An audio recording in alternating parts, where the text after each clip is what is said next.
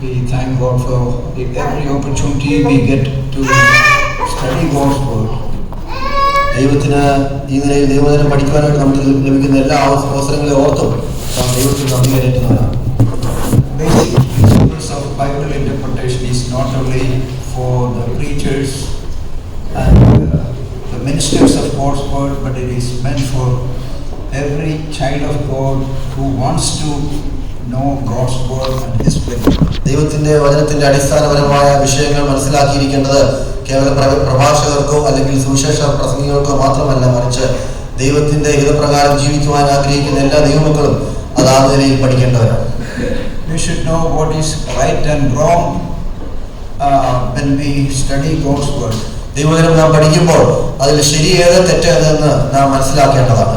Only when we have correct interpretation we can build our Christian life on the sound doctrines. ശരിയായിട്ടുള്ള ഒരു വ്യാഖ്യാനം നമുക്കുണ്ടായെങ്കിൽ മാത്രമേ ഏറ്റവും ഉത്തമമായ ക്രിസ്തീയ അടിസ്ഥാനത്തിന്മേൽ ഉപദേശത്തിന്മേൽ നമുക്ക് പണിയപ്പെടുവാനായിട്ട് സാധിക്കൂ. Our Bible interpretation will greatly impact on our Christian life. വേദപുസ്തകത്തിന്റെ വ്യാഖ്യാനം നമ്മുടെ ജീവിതത്തിൽ വളരെയധികം ഒരു വലിയ ശ്ലാഘനീയമായിട്ടുള്ള സ്വാധീനം ചെലുത്തുന്നു.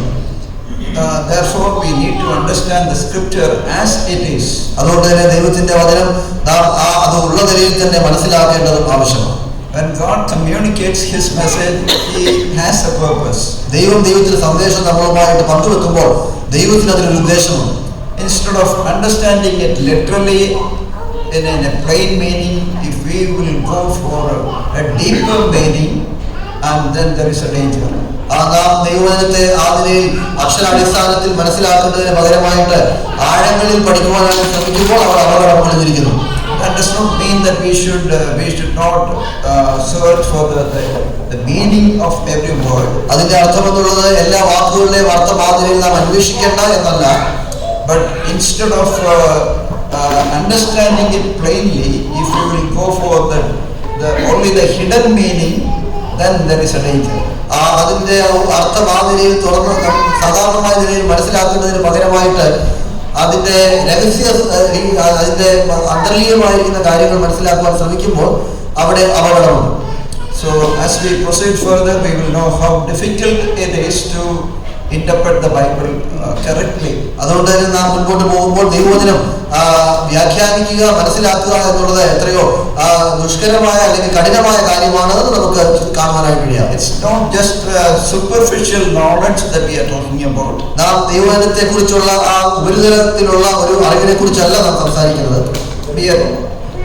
We are talking about the correct meaning of the scriptures. നാം സംസാരിക്കുന്നത് ദൈവവചനത്തിന്റെ ശരിയായിട്ടുള്ള അർത്ഥത്തെ കുറിച്ചാണ്. We have been looking at the 6 general principles of Bible interpretation. ദൈവവചനത്തിന്റെ വ്യാഖ്യാനത്തോടൊപ്പത്തിൽ 6 അടിസ്ഥാന പൊതുവായിട്ടുള്ള അടിസ്ഥാന തത്വങ്ങളെ കുറിച്ച് നാം ചിന്തിക്കുകയായിരുന്നു. First, we have seen that the Bible should be interpreted contextually. ഒന്നാമതായിട്ട് നാം ചിന്തിക്കുവാനിടയായി തീർന്ന വേദപുസ്തകം അതിന്റെ പശ്ചാത്തല അടിസ്ഥാനത്തിൽ നാം അതിനെ വ്യാഖ്യാനിക്കേണ്ടതുണ്ട്. Context is very important. പശ്ചാത്തലം അതിന് വളരെ പ്രാധാന്യമുള്ള കാര്യമാണ്. And secondly, we have understood that the Bible should be interpreted literally. രണ്ടാമതായിട്ട് നാം ചിന്തിക്കുവാനിടയായി തീർന്ന വേദപുസ്തകം അക്ഷര അടിസ്ഥാനത്തിൽ നാം അതിനെ ചിന്തിക്കേണ്ടതുണ്ട്. As much as possible, take everything literally. ദൈവവചനം നമുക്ക് കഴിയാവുന്ന അത്രയധികമായിട്ട് അതിന്റെ അക്ഷരാടിസ്ഥാനത്തിൽ നാം അതിനെ ഉൾക്കൊള്ളുവാനായിട്ട് ശ്രമിക്കണം. When we deal with the figures of speech, we will see the exception for the literal understanding of the scriptures. നാം ദൈവവചനത്തിലെ അതിൽ അലങ്കാരികമായിട്ടുള്ള ഉപയോഗങ്ങൾ നോക്കുമ്പോൾ അവിടെയുള്ള ഒഴിച്ചു നിർത്തപ്പെട്ടിരിക്കുന്ന പ്രത്യേകമായിട്ടുള്ള കാര്യങ്ങൾ നമുക്ക് കാണുവാനായിട്ട് കഴിയാവും. And thirdly, we have seen that third principle is grammatical principle. മൂന്നാമത്തെ തത്വം എന്നുള്ളത് വ്യാകരണ അടിസ്ഥാനത്തിൽ അതിനെ മനസ്സിലാക്കുക എന്നുള്ളതാണ്. Grammar is very important. വ്യാകരണം അതിന് വളരെ പ്രാധാന്യമുള്ള കാര്യമാണ്. The syntax is important. അതിൽ ഉപയോഗിച്ചിരിക്കുന്ന പദവിന്യാസം അതിന് വളരെ പ്രത്യേകതയുള്ളതാണ്. How the words are related to one another is very important. എങ്ങനെയാണ് അവിടെ ഉപയോഗിച്ചിരിക്കുന്ന വാക്കുകൾ അന്യോന്യം അതിൽ ബന്ധപ്പെട്ടിരിക്കുന്നു എന്നുള്ളത് വളരെ പ്രാധാന്യം അറിയിക്കും. For a serious student of God's word, it is it's better we make the diagramming of a particular passage to understand it better. ദൈവവചനം ഗൗരവമായി പഠിക്കുന്ന ഒരു വ്യക്തിക്ക് ദൈവവചനത്തിന്റെ അതിന്റെ ഒരു ചിത്രരൂപേണ അതിനെ ആ നിലയിൽ വരച്ച് അതിനെക്കുറിച്ച് ചിന്തിക്കുന്നത് വളരെ ഉത്തമമായിരിക്കും. For example, if you have the subject of a particular sentence, ഉദാഹരണത്തിന് നാം ഒരു വിഷയത്തെ കുറിച്ച് നാം ചിന്തിക്കും. ഒരു വാചകത്തിലെ അതിന്റെ വിഷയത്തെ കുറിച്ച് ചിന്തിക്കുമ്പോൾ ഒരു വാചകത്തിലെ നാമം നാം ചിന്തിക്കുമ്പോൾ, then there is a main verb attached to the nominative, the subject. ആ നാമത്തോട് ചേർന്ന് അവിടെ ഒരു ക്രിയ നമുക്ക് കാണുവാനായിട്ടിടയാം. Then there is a direct object. അതിനുശേഷം അവിടെ ഒരു പ്രത്യേകപരമായിട്ടുള്ള ഒരു പ്രത്യേക കാര്യത്തെ കുറിച്ച് അതിൽ ബന്ധപ്പെടുത്തിയിരിക്കുന്നത് കാണാൻ സാധിക്കും. So if you will make the diagram, then you will know what are the verbs mentioned there. അവിടെ നാം ആ നിലയിൽ ചിത്രം നാം രൂപീകരിച്ചെടുത്തു കഴിഞ്ഞാൽ അവിടെ ഉപയോഗിച്ചിരിക്കുന്ന വ്യത്യസ്തങ്ങളായ ക്രിയകൾ ഏതാണെന്ന് നമുക്ക് മനസ്സിലാക്കാൻ സാധിക്കും.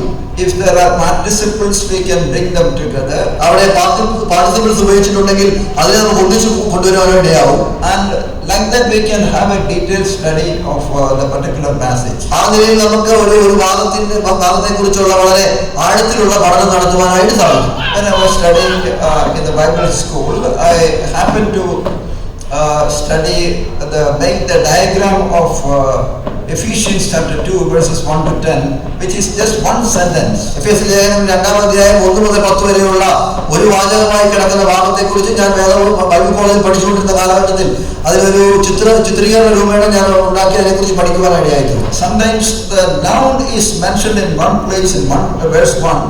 The verb is mentioned in verse 5. ചിലപ്പോൾ നൗൺ അത് 1-ാം വാക്യത്തിലാണെങ്കിൽ അതിന്റെ ക്രിയ അത് ചിലപ്പോൾ 5-ാം വാക്യത്തിലായിരിക്കും പറഞ്ഞിരിക്കുന്നത്. Therefore, the diagramming will help us to understand the text correctly. അതുകൊണ്ട് തന്നെ നാം ആ നിലയിൽ ഒരു ചിത്രരൂപേണ വരച്ച് ആ കാര്യങ്ങൾ ചിന്തിക്കുന്നത് ആ ഭാഗം നന്നായിട്ട് മനസ്സിലാക്കുവാൻ നമ്മളെ സഹായിക്കുന്നതായി. So, grammatical principle is important. അതുകൊണ്ട് തന്നെ വ്യാകരണ അടിസ്ഥാനത്തിലുള്ള തത്വങ്ങൾ അതിന് പ്രാധാന്യമുണ്ട്. It will have a great impact on our understanding of the scriptures. ദൈവവചനത്തെ മനസ്സിലാക്കുന്നതിൽ വളരെയധികം അതിനൊരു വലിയ സ്വാധീനം അതിനുണ്ട്. In simple terms, we need to know at least the tenses.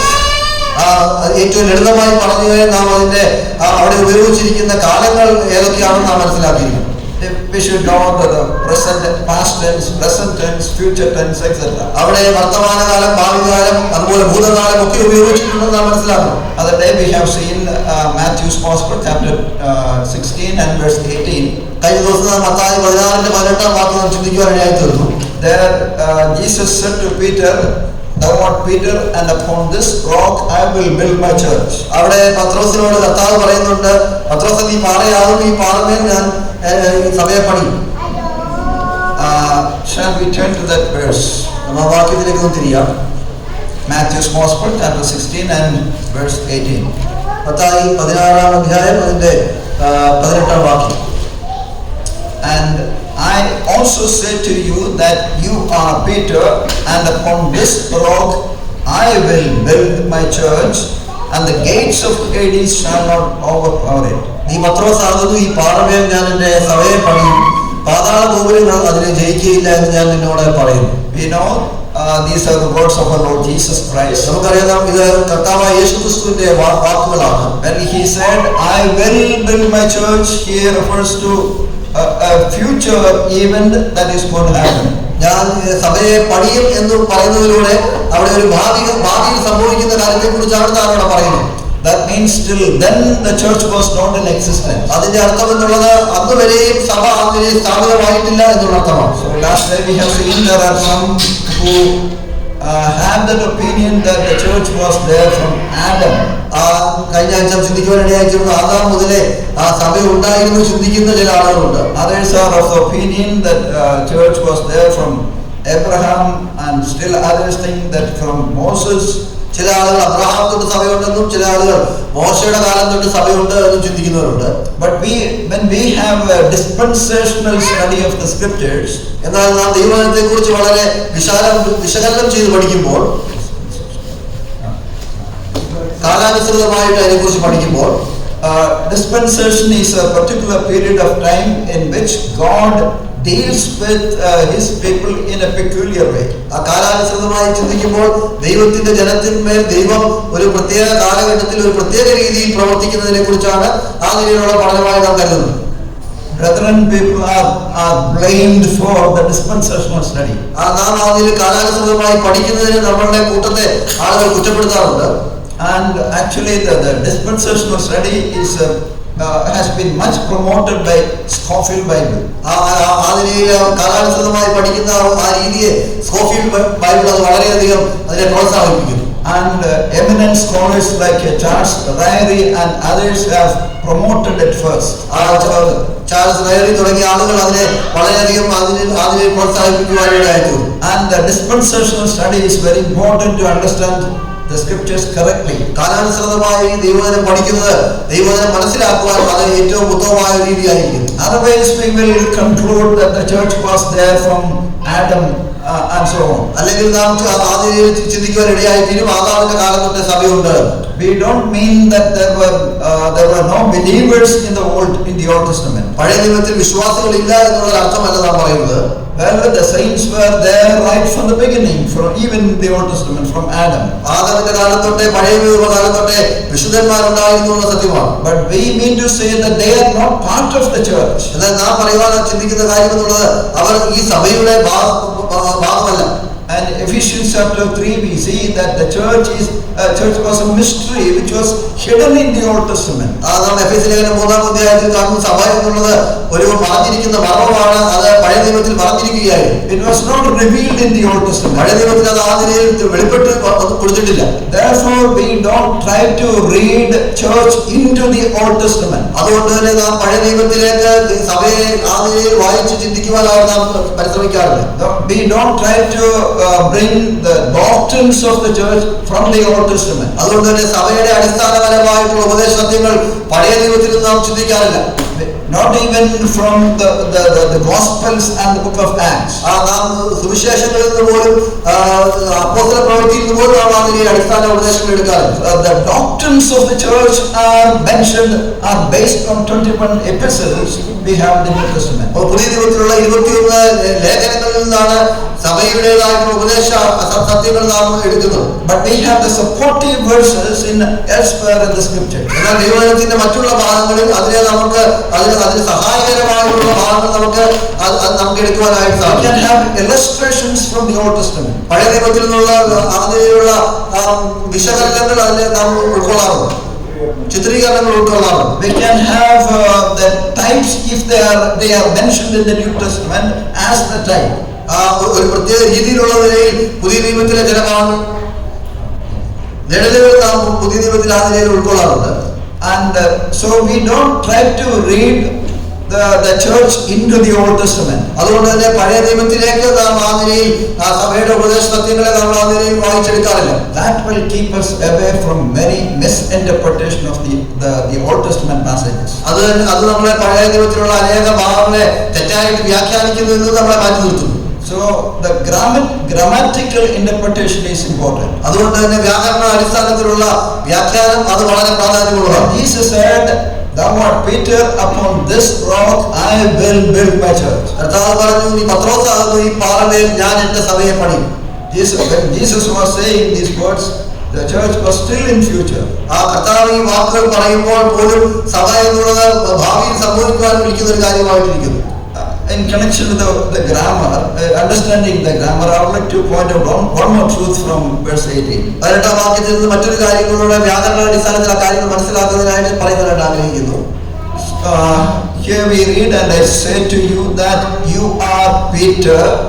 The word Peter is Petros in Greek language. ഇവിടെ നീ പത്രോസ് ആകുന്നു എന്നുള്ളത് ഗ്രീക്കിൽ പെട്രോസ് എന്ന വാക്കാണ് ഉപയോഗിച്ചിരിക്കുന്നത്. And upon this rock, again that is Petra. ഈ പാറമേൽ എന്നുള്ളതിന് പെട്ര എന്നുള്ള വാക്കാണ് ഉപയോഗിച്ചിരിക്കുന്നത്. Jesus was saying the play on words. Jesus was making, he was using the play on words. ആ നിലയിൽ മാറ്റി തിരിച്ചും ആ നിലയിൽ അതിനെ Jesus was playing with words. ദൈവം വാക്കുകൾ ഉപയോഗിച്ച് ചില കാര്യങ്ങൾ അത് കൗതുകരമായിട്ട് പറയുന്നതായിട്ട് ചിന്തിക്കുകയായിരുന്നു. thou art Petros, നിങ്ങൾ പെത്രോസാണ്. and upon this Petra ഈ പെട്രയിന്മേൽ I will build my church. ഞാൻ എന്റെ സഭയെ പണി. Then the question comes, what is Petra? അപ്പോൾ ചോദ്യം വരും, പെട്ര എന്നത് എന്താണ്? Roman Catholics believe that it refers to Peter. Roman കത്തോലിക്ക ആളുകൾ വിശ്വസിക്കുന്നു ഇത് പത്രോസിനെയാണ് പറയുന്നതെന്ന്. Grammatically that is wrong. വ്യാകരണ അടിസ്ഥാനത്തിൽ നമ്മൾ അതിനെ നോക്കിയാൽ തെറ്റാണ്. Because Petros is a masculine singular form. കാരണം പെട്രോസ് എന്ന വാക്ക് അത് ഒരു പുല്ലിംഗത്തിലുള്ള ഏകനാമത്തിൽ പറഞ്ഞിരിക്കുന്ന വാക്കാണ്. Whereas Petra is a feminine form. എന്നാൽ പെട്ര എന്ന വാക്ക് അത് സ്ത്രീലിംഗവുമാണ്. So the Petra cannot then refer to Peter. അങ്ങനെയെങ്കിൽ പെട്ര എന്ന വാക്ക് ഒരിക്കലും പത്രോസിനോട് ചേർത്ത് ചിന്തിക്കുവാനായിട്ട് സാധിക്കില്ല. And majority of the Bible teachers teach that the Petra is Jesus Christ. ദൈവവചനം പഠിപ്പിക്കുന്ന ഭൂരിഭാഗം ആളുകളും പെട്ര എന്നത് അത് കർത്താവായ യേശു ക്രിസ്തുവാണെന്ന് പഠിപ്പിക്കുന്നു. Well, in 1 Corinthians chapter 10 verse 4 we read that the road that followed them was Christ. 1 കൊരിന്ത്യർ 4-10 വാക്യത്തിൽ 10:4 നാം കാണുന്നു, അവർ പിഞ്ചെന്ന മാറാതെ ക്രിസ്തുവായിരുന്നു നാം കാണുന്നു. So Jesus is referred elsewhere as Petra. അതുകൊണ്ട് തന്നെ കർത്താവായ യേശു ക്രിസ്തുവിനെ മറ്റു പല ഭാഗങ്ങളിലും പെട്ര എന്ന നിലയിൽ പറഞ്ഞിട്ടുണ്ട്. But in this context I don't think that it refers to Christ. എന്നാൽ ഈ പശ്ചാത്തലത്തിൽ അത് കർത്താവിനെയാണ് ചേർത്താണ് പറയുന്നതെന്ന് ഞാൻ ചിന്തിക്കുന്നില്ല. But because it is used in feminine form. കാരണം അത് സ്ത്രീലിംഗത്തിലാണ് ഉപയോഗിച്ചിരിക്കുന്നത്. Then what does Petra refer to? അങ്ങനെയെങ്കിൽ എന്താണ് പെട്ര എന്നുള്ള വാക്കുകൊണ്ടാണ് അർത്ഥമാക്കുന്നത്? And I believe that it refers to the confession Peter has just now made. ഞാൻ വിശ്വസിക്കുന്നു അത് അവിടെ പത്രോസ് പറഞ്ഞ ആ ഒരു ഏറ്റുപറച്ചിലിനെയാണ് അവിടെ കാണിക്കുന്നത്. That is referred as Petra. അതിനെ പെട്ര എന്നുള്ള നിലയിൽ അവിടെ ചിത്രീകരിച്ചു. What was Peter's confession? എന്താണ് പത്രോസ് അവിടെ ഏറ്റുപറഞ്ഞത്? Peter said, thou art the Christ, the Son of the living God. താൻ പത്രോസ് പറയുകയാണ്, സ്വർഗ്ഗസ്ഥനായ നീ ജീവനുള്ള ദൈവത്തിന്റെ പുത്രനായ ക്രിസ്തുവാകും. So thou art the Christ, the Son of the living God. That was the confession Peter has made. Upon this confession, upon such a confession, the church is built. അവിടെ നീ ജീവനുള്ള ദൈവത്തിന്റെ പുത്രനായ ക്രിസ്തുവാകുന്നു എന്ന് പത്രോസ് പറയുന്ന ആ ഏറ്റുപറച്ചിലിന്മേലാണ് സഭയെ പണിതിരിക്കുന്നത്. And all those of us who have been saved, we all have confessed that Jesus Christ is the Son of God. കർത്താവായ യേശു ക്രിസ്തുവിൽ ആദ്യം നമ്മൾ രക്ഷിക്കപ്പെട്ട എല്ലാവരും നാം എല്ലാം ഏറ്റുപറയുന്ന ഒരു കാര്യമാണ് കർത്താവായ യേശു ക്രിസ്തു ദൈവത്തിന്റെ പുത്രനാണ്. Unless we recognize him as a God and the Lord of our life, no one can be saved. നാം അവനെ ദൈവമായിട്ടും നമ്മുടെ ജീവിതത്തിന്റെ കർത്താവുമായിട്ടും ഉൾക്കൊള്ളാതെ നമുക്ക് ആർക്കും രക്ഷിക്കപ്പെടുവാനായിട്ട് സാധിക്കും. We have referred to the eunuch's confession in Acts chapter 8. അപ്പോസ്തലപ്രവൃത്തി 8-ാം അധ്യായത്തിൽ ആ ഷണ്ഡന്റെ ഏറ്റുപറച്ചിലിനെ നാം കാണുവാനായിട്ട് ഇടയായി തീർന്നു. And while Philip and they were eunuchs, they were traveling together in the chariot. ഫിലിപ്പോസും അതുപോലെ ഈ ഷണ്ഡനെ ഒന്നിച്ച് അവർ ആ നിലയിൽ രഥത്തിൽ യാത്ര ചെയ്യുമ്പോൾ, after hearing the gospel very clearly and the need of taking water baptism, ദൈവവചനം സുവിശേഷം വളരെ വ്യക്തമായിട്ട് കേൾക്കുകയും ആ നിലയിൽ ആ ജലസ്നാനത്തെ കുറിച്ചുള്ള ആവശ്യകത എനിക്ക് ബോധ്യപ്പെട്ടപ്പോൾ, eunuch asked Philip, here is water, what prevents me to be baptized? ഷണ്ഡനാണ് ഫിലിപ്പോസിനോട് പറയുന്നത്, ഇവിടെ ഇതാ വെള്ളം എനിക്ക് സ്നാനപ്പെടുവാൻ എന്ത് തടസ്സം? What was the response of Philip? എന്തായിരുന്നു ഫിലിപ്പോസിന്റെ അതിനുള്ള മറുപടി? If you believe, you may. നിങ്ങൾ വിശ്വസിക്കുന്നെങ്കിൽ ആവാം. Then what did he say? അപ്പോൾ എന്താണ് താൻ പറഞ്ഞത്? I believe that Jesus is the Son of God. ഞാൻ വിശ്വസിക്കുന്നു കർത്താവ് യേശു അവൻ ദൈവപുത്രനാണ്.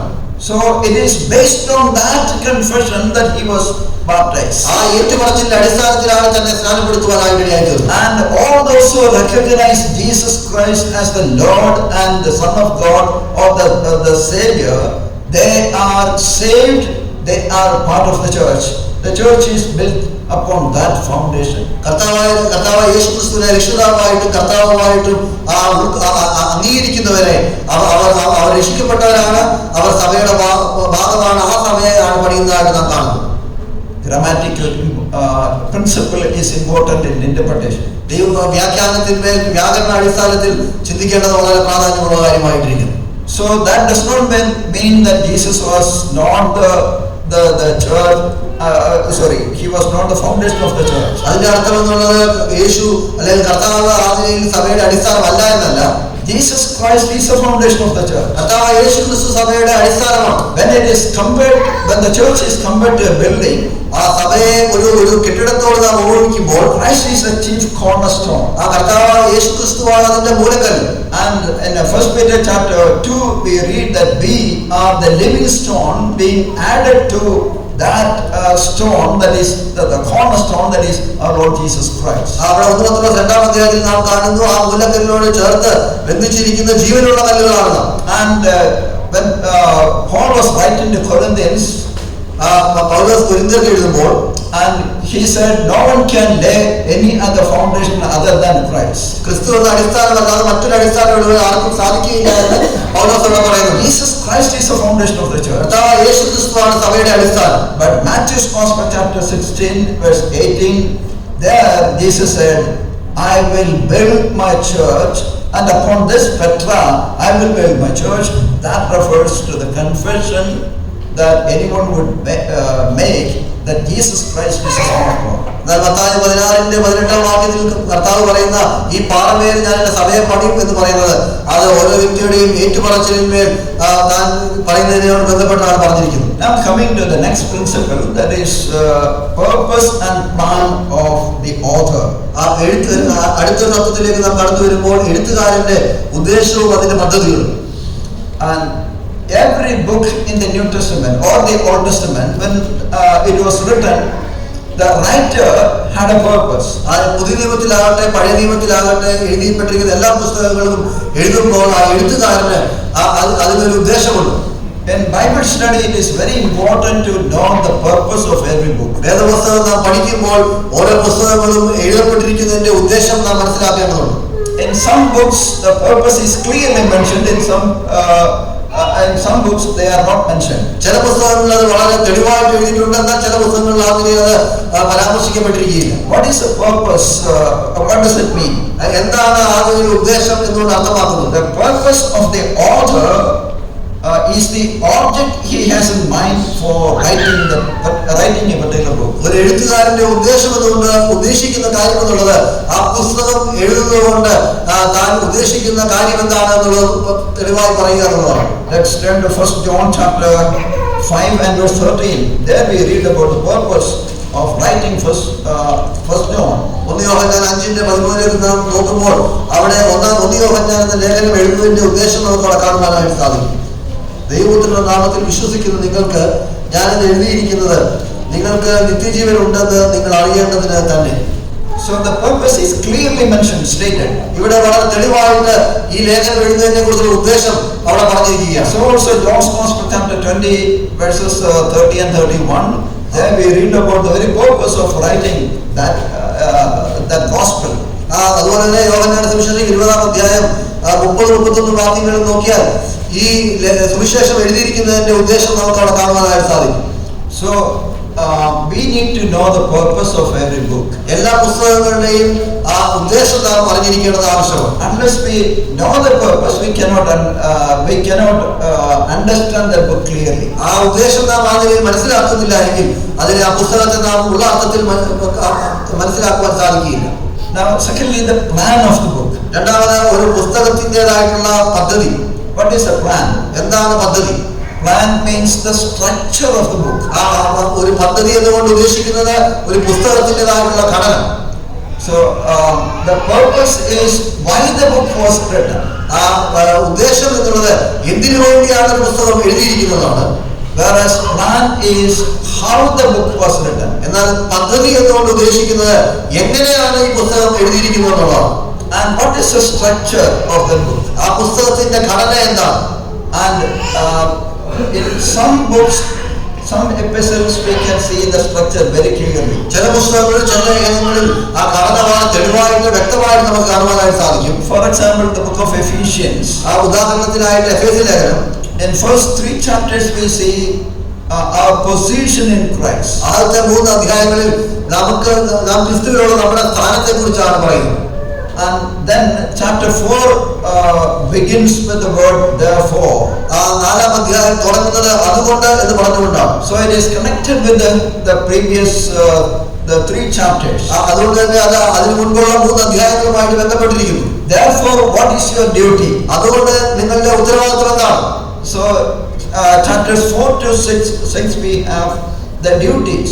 ആ 4 മുതൽ 6 വരെയുള്ള അധ്യായങ്ങളിൽ അതുകൊണ്ട് തന്നെ ഉത്തരവാദിത്വത്തെ കുറിച്ചാണ് സംസാരിക്കുന്നത്. That's a practical section. പ്രായോഗികമായിട്ടുള്ള ഒരു ഭാഗം.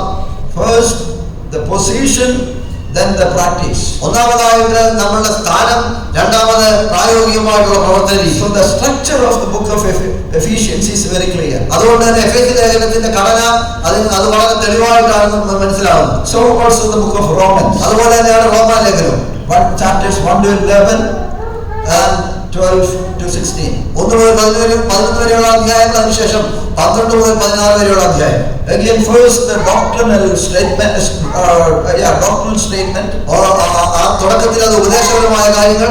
Then chapter 12 onward are practical life. 12 മുതലുള്ള അധ്യായങ്ങൾ പ്രായോഗിക ജീവിതത്തോട് ബന്ധപ്പെട്ട കാര്യങ്ങൾ. So we see the structure of the book. അവിടെ നാം പുസ്തകത്തിൻ്റെതായ ഘടന കാണുവാനായിട്ട് ഇടയാവും. And also when we study the plan and purpose of the book, പുസ്തകത്തിന്റെ ഉദ്ദേശവും അതുപോലെ അതിന്റെ പദ്ധതിയും നാം പഠിക്കുമ്പോൾ we also should see the big idea of the book. ആ പുസ്തകത്തെ കുറിച്ചുള്ള അതിന്റെ വിശാലതയിലുള്ള ഒരു അതിന്റെ അർത്ഥം നാം ഉൾക്കൊള്ളേണ്ടതുണ്ട്. We should know the theme of the book. ആ പുസ്തകത്തിന്റെ അതിൽ പ്രതിപാദിച്ചിരിക്കുന്ന പൊതുവായിട്ടുള്ള കാര്യം എന്താണെന്ന് നാം മനസ്സിലാക്കണം. വിഷയം നാം മനസ്സിലാക്കാനിടയാവും. And then we need to make the outline. അതിനുശേഷം നാം അതിന് ഒരു ഘടന ഉണ്ടാകും. We have if we have the study Bibles, we have the clear beautiful outlines mentioned there. നാം പഠനത്തിൽ ഉപയോഗിക്കുന്ന ഒരു വേദപുസ്തകമാണ് നമ്മുടെ കലങ്ങളിലുള്ളതെങ്കിൽ അവിടെ തെളിവായിട്ട് അതിന്റെ ഘടനകൾ പറഞ്ഞിരിക്കുന്നതായിട്ട് കാണുവാനായിട്ട് ഇടയാവും. രൂപരേഖ നമുക്ക് കാണുവാനായിട്ട് ഇടയായി. And also we see we need to have the outline of a particular book. ഒരു പുസ്തകത്തിന്റെ രൂപരേഖ നമുക്ക് ഉണ്ടായിരിക്കും. So in most cases, in most of the Bible study Bibles, we have the thematic outline. നാം പഠിക്കുവാൻ ഉപയോഗിക്കുന്ന വേദപുസ്തകങ്ങളിലൊക്കെയും വിഷയത്തിന് അധിഷ്ഠിതപ്പെടുത്തിയുള്ള ഒരു രൂപരേഖ നമുക്ക് കാണുവാനായിട്ട് ഇടയായി. That's very important. അത് വളരെ പ്രാധാന്യമുള്ള കാര്യമാണ്. So the outline should be based on the theme. ഒരു പുസ്തകത്തിന്റെ രൂപരേഖ എന്നുള്ളത് അത് ആ പുസ്തകത്തിലുള്ള വിഷയത്തെ അടിസ്ഥാനപ്പെടുത്തിയായിരിക്കും. The preachers, when they prepare sermons, പ്രാസംഗികർ അവരുടെ പ്രസംഗത്തിലുള്ള വിഷയങ്ങൾ തയ്യാറാക്കുമ്പോൾ and they have a particular outline, അവർക്ക് അതിനൊരു രൂപരേഖ ഉണ്ടായിരിക്കും. and when they make the outline also, the first point is related to the second point, then to the third point. അവരാദ്യം രൂപരേഖ ഉണ്ടാക്കുമ്പോൾ അതിന്റെ ഒന്നാമത്തെ ചിന്ത എന്നുള്ളത് രണ്ടാമത്തെ ചിന്തയോടും മൂന്നാമത്തെ ചിന്തയോടും ഒക്കെ ബന്ധപ്പെട്ടിരിക്കുന്നതായിട്ട് കാണുവാനായിട്ട് ഇടയാവും. And each point is related to the theme or the topic. അപ്പോൾ തന്നെ ഓരോ ചിന്തയും അത് അതിന്റെ പൊതുവായിട്ടുള്ള വിഷയത്തോടും ബന്ധപ്പെട്ടിരിക്കും. Some points are related to the main point. അതിന്റെ ഉള്ളിലുള്ള ഓരോരോ ചെറിയ ചെറിയ ചിന്തകൾ അതിന്റെ പൊതുവിലുള്ള വിഷയവുമായിട്ട് വളരെയധികം ബന്ധപ്പെട്ടിരിക്കും. So similarly, we have the outline in each book. അതുപോലെ തന്നെ അങ്ങനെ തന്നെ എല്ലാ പുസ്തകങ്ങൾക്കും ഒരു രൂപരേഖയുണ്ട്. Therefore, it's important to have the purpose and plan of the author in our mind when we study the scriptures. അതുകൊണ്ട് ദൈവവചനം നാം പഠിക്കുമ്പോൾ എഴുത്തുകാരന്റെ ഉദ്ദേശവും പദ്ധതിയും അതിനെക്കുറിച്ചുള്ള അറിവ് നമുക്ക് ഉണ്ടായിരിക്കേണ്ടത് വളരെ പ്രാധാന്യം അറിയിക്കുന്ന കാര്യമാണ്. In some books, we don't see the purpose clearly mentioned. ചില പുസ്തകങ്ങളിൽ അതിനുള്ള ഉദ്ദേശങ്ങൾ തെളിവായിട്ട് പറഞ്ഞിരിക്കുന്നതായിട്ട് നമുക്ക് കാണുവാൻ സാധിക്കില്ല. But when we read those books repeatedly, we would know why the author had written such a book. എന്നാൽ ആ പുസ്തകം നാം വീണ്ടും വീണ്ടും വായിക്കുമ്പോൾ എന്തുകൊണ്ടാണ് എഴുത്തുകാരൻ ആ പുസ്തകം അങ്ങനെ എഴുതിയിരിക്കുന്നു എന്ന് നമുക്ക് മനസ്സിലാക്കുവാനായിട്ട് ഇടയായി. First Corinthians is an example for that. അതിനുള്ള ഒരു ഉദാഹരണമാണ് ഒന്ന് കൊരിന്ത്യർ ലേഖനം. And thirdly, number 5, അഞ്ചാമതായിട്ട് background principle. അതിന്റെ പശ്ചാത്തലത്വം. When we think about the background, there are three main background that we need to look into. നാം പശ്ചാത്തലത്തെ കുറിച്ച് ചിന്തിക്കുമ്പോൾ 3 പ്രധാനപ്പെട്ട പശ്ചാത്തലങ്ങൾ നാം നോക്കേണ്ടതായിട്ടുണ്ട്. One is historical background. ഒന്ന് ചരിത്രപരമായ പശ്ചാത്തലം. Secondly, the geographical background. രണ്ടാമതായിട്ട് ഭൂമിശാസ്ത്രപരമായിട്ടുള്ള പശ്ചാത്തലം. Thirdly, cultural background. മൂന്നാമത് സാംസ്കാരികമായിട്ടുള്ള പശ്ചാത്തലം. So if we have these three background in our mind, we can understand the Bible better. നമുക്ക് ഈ മൂന്ന് പശ്ചാത്തലങ്ങളിൽ നിന്ന് നമുക്ക് നല്ല അറിവുണ്ടെങ്കിൽ വേദപുസ്തകം നമുക്ക് നന്നായിട്ട് മനസ്സിലാക്കുവാനായിട്ട് ഇടയായി. And the historical setting behind every book is very important. എല്ലാ പുസ്തകത്തിന്റെയും പിന്നിലുള്ള ചരിത്രപരമായിട്ടുള്ള പശ്ചാത്തലം അത് വളരെ പ്രാധാന്യമുള്ളതാണ്. We can never understand the book of Daniel unless we understand the historical setting of it. ആ ഒരു ദാനിയേൽ എന്ന പ്രവചനത്തിന്റെ പുസ്തകത്തിന്റെ അതിന്റെ പശ്ചാത്തലം, അതിന്റെ ചരിത്രപരമായ പശ്ചാത്തലം നമുക്ക് മനസ്സിലാക്കാതെ ആ പുസ്തകം നമുക്ക് മനസ്സിലാക്കുവാൻ സാധിക്കുകയില്ല. We can never understand the book of Ezra unless we understand the background of it. ആ എസ്രായുടെ പുസ്തകം അതിന്റെ പശ്ചാത്തലം മനസ്സിലാക്കാതെ നമുക്ക് മനസ്സിലാകുകയില്ല. So also every book in the Bible. അതുപോലെ തന്നെ വേദപുസ്തകത്തിലെ എല്ലാ പുസ്തകങ്ങളും we need to know the historical background. നാം അതിന്റെ ചരിത്രപരമായിട്ടുള്ള പശ്ചാത്തലം മനസ്സിലാക്കേണ്ടതുണ്ട്. Even the New Testament, we need to know the historical background. പുതിയ നിയമമായിക്കോട്ടെ അതിന്റെയും ചരിത്രപരമായിട്ടുള്ള പശ്ചാത്തലം നാം മനസ്സിലാക്കണം. When we read about the prison epistles or pastoral epistles, നാം കാരാഗ്രഹ ലേഖനങ്ങൾ അല്ലെങ്കിൽ ഇടയ ലേഖനങ്ങൾ നാം വായിക്കുമ്പോൾ where can we get the historical background? അതിന്റെ ചരിത്രപരമായ പശ്ചാത്തലം നമുക്ക് എവിടെയാണ് കാണുവാനായിട്ട് ഇടയായിത്തീരും? Back in the book of Acts. അത് അപ്പോസ്തല പ്രവൃത്തിയിൽ നമുക്ക് കാണുവാനായിട്ട് ഇടയാവും. So book of Acts will tell us the background, historical background in which Paul had written those letters. അപ്പോസ്തല പ്രവൃത്തി പൗലോസ് ഏത് ചരിത്ര പശ്ചാത്തലത്തിൽ നിന്നുകൊണ്ടാണ് ഈ ലേഖനങ്ങൾ എഴുതുന്നതെന്ന് നമുക്ക് കാണിച്ചു. And secondly, the geographical background. രണ്ടാമത് ഭൂമിശാസ്ത്രപരമായിട്ടുള്ള പശ്ചാത്തലം. Certain passages are to be interpreted within the parameters of their geographical background. ചില ഭാഗങ്ങൾ ഭൂമിശാസ്ത്രപരമായ പശ്ചാത്തലത്തിൽ നിന്നുകൊണ്ട് നാം അതിനെ വ്യാഖ്യാനിക്കേണ്ടതുണ്ട്.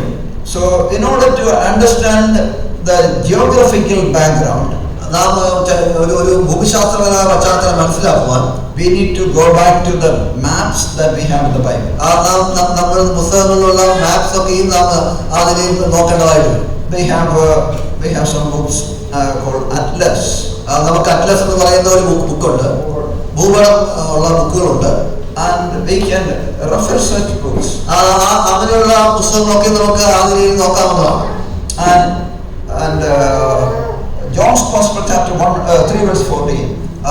യോഹന്നാന്റെ സുവിശേഷം 3:14. Just like Moses lifted up serpent in the wilderness, so also the Son of Man should be lifted up. അവിടെ നിന്ന് മോശ മരുഭൂമിയിൽ സർപ്പത്തെ ഉയർത്തിയതുപോലെ മനുഷ്യപുത്രനെ ഉയർത്തേണ്ടതാണ്. What is the historical background? അതിന്റെ ചരിത്രപരമായ പശ്ചാത്തലം എന്താണ്? Again, back in Numbers chapter 21. സംഖ്യാ പുസ്തകം 21-ാം അധ്യായം. So unless we understand it, we cannot understand it better. അതിന്റെ ആദ്യം നമ്മൾ അത് മനസ്സിലാക്കിയില്ലെങ്കിൽ നമുക്ക് അതിനെ നന്നായിട്ട് മനസ്സിലാക്കുവാൻ സാധിക്കും. In John's Gospel chapter 6, we read that Jesus said, "I am the bread of life that comes from heaven." യോഹന്നാന്റെ സുവിശേഷം 6-ാം അധ്യായത്തിൽ കർത്താവ് പറയുന്നു, ഞാൻ സ്വർഗ്ഗത്തിൽ നിന്ന് വന്ന അപ്പമാണ്, ജീവനുള്ള അപ്പമാണ്. And what is the historical background? അതിന്റെ ചരിത്രപരമായ പശ്ചാത്തലം എന്താണ്? Again, Exodus chapter 16. അത് ഉൽപ്പത്തി പുസ്തകം 16-ാം അധ്യായം. പുറപ്പാട് പുസ്തകം 16-ാം അധ്യായം. So there we read about how the children of Israel were fed with manna. അവിടെ നാം വായിക്കുന്ന ഇസ്രായേൽ മക്കൾ എങ്ങനെയാണ് മന്നയാൽ പോഷിക്കപ്പെട്ടത്. We will study a little more about manna a little later. മന്നയെ കുറിച്ച് നമുക്ക് വിശദമായിട്ട് പിന്നീട് പഠിക്കാം. So there are many false interpretations based on that. അതിനെക്കുറിച്ച് തെറ്റായിട്ടുള്ള പല വ്യാഖ്യാനങ്ങളുണ്ട്. Maybe I will just forget it later. Therefore, let me just mention now. ഞാൻ പിന്നീട് പറയുവാൻ സാധ്യത ഇപ്പോൾ തന്നെ പറയട്ടെ. So Jesus said in the John's Gospel chapter 6, "I am the bread of life." യോഹന്നാന്റെ സുവിശേഷം 6-ാം അധ്യായത്തിൽ യേശു പറഞ്ഞു, ഞാൻ ജീവന്റെ അപ്പമാകും. So definitely it refers to the entire passage is talking about the manna story in the Old Testament. ആ ഭാഗം എന്ന് പറയുന്നത് പഴയ നിയമത്തിലെ മന്നയെ കുറിച്ചാണുള്ള ഭാഗമായിട്ടാണ് സംസാരിക്കുന്നത്. It was just a comparison. അത് അവിടെ ഒരു താരതമ്യം മാത്രമാണ്. But we should not go into the detail of manna and explain and compare with Jesus Christ. എന്നാൽ അത് ഒരിക്കലും മന്നയുടെ വിശാലമായ വിശദീകരണത്തിലേക്ക് പോയിട്ട് അത് കർത്താവുമായിട്ട് ചേർത്ത് നാം ചിന്തിക്കുവാൻ പാടില്ല. Manna is round, it does not have a beginning and it does not have end. Therefore Jesus has no end and he has no beginning. മന്ന അത് ഉരുണ്ട ആകൃതിയിലിരിക്കുന്നതാണ്, അതിന് വട്ടത്തിലാണിരിക്കുന്നത്, അതിന് ആദിയും അന്തവുമില്ല. അതുപോലെ കർത്താവിനും ആദിയും തുടക്കവും അവസാനവും ഇല്ല എന്ന് നാം ചിന്തിക്കരുത്. That's not a correct interpretation. അത് ശരിയായിട്ടുള്ളൊരു വ്യാഖ്യാനമല്ല. Manna is white, that talks about the purity and the sinlessness of Christ. മന്ന അത് വെളുത്തതാണ്, അത് കാണിക്കുന്നത് കർത്താവിന്റെ വിശുദ്ധിയും പാപമില്ലായ്മയുമാണ്. So such interpretation is not acceptable. അങ്ങനെയുള്ള വ്യാഖ്യാനങ്ങൾ ഒരിക്കലും ഉൾക്കൊള്ളുവാൻ സാധിക്കുന്നതല്ല. Other day when a Pentecostal preacher was preaching that the manna is talking about the humanity and the divinity of Christ. കഴിഞ്ഞ ദിവസം ഒരു പെന്തക്കോസ്റ്റൽ പ്രസംഗിക്കുന്നതിന് ഇടയായി തീർന്നു.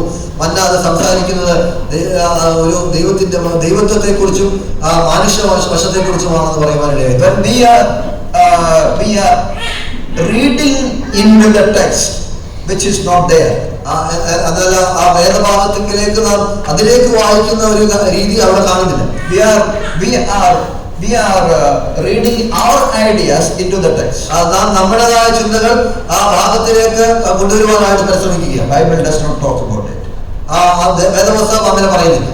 In theology we call it eisegesis. അതിന്റെ ദൈവശാസ്ത്രത്തിൽ അതിന് eisegesis എന്നൊരു വാക്കാണ് ഉപയോഗിച്ചിരിക്കുന്നത്. So there is a difference between exegesis and eisegesis. ശരിയായിട്ടുള്ള വ്യാഖ്യാനവും തെറ്റായിട്ടുള്ള വ്യാഖ്യാനവും തമ്മിലുള്ള വ്യത്യാസങ്ങളുണ്ട്. X we know out. X എന്നുകൊണ്ട് ഉദ്ദേശിച്ചിരിക്കുന്ന പുറത്ത് എന്നുള്ള അർത്ഥമാണ്. X out. ഈ എക്സ് എന്നുള്ള വാക്ക് ഉപയോഗിക്കുന്നത് പുറത്തുള്ള അർത്ഥത്തിലാണ്. Exodus, പുറപ്പാട് എന്നുള്ള രീതി. Exodus means X plus odos is way out. X പുറത്തുനിന്നും ഓഡോസ് എന്ന് പറയുന്നത് വഴി എന്നുമാണ്. അത് പുറത്തേക്കുള്ള വഴി എന്നൊരു അർത്ഥം വരുന്നു.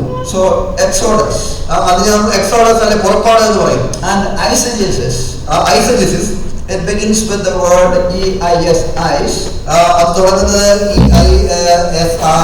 എന്നുള്ള വാക്കിലാണ്. Or it can be also pronounced as eis.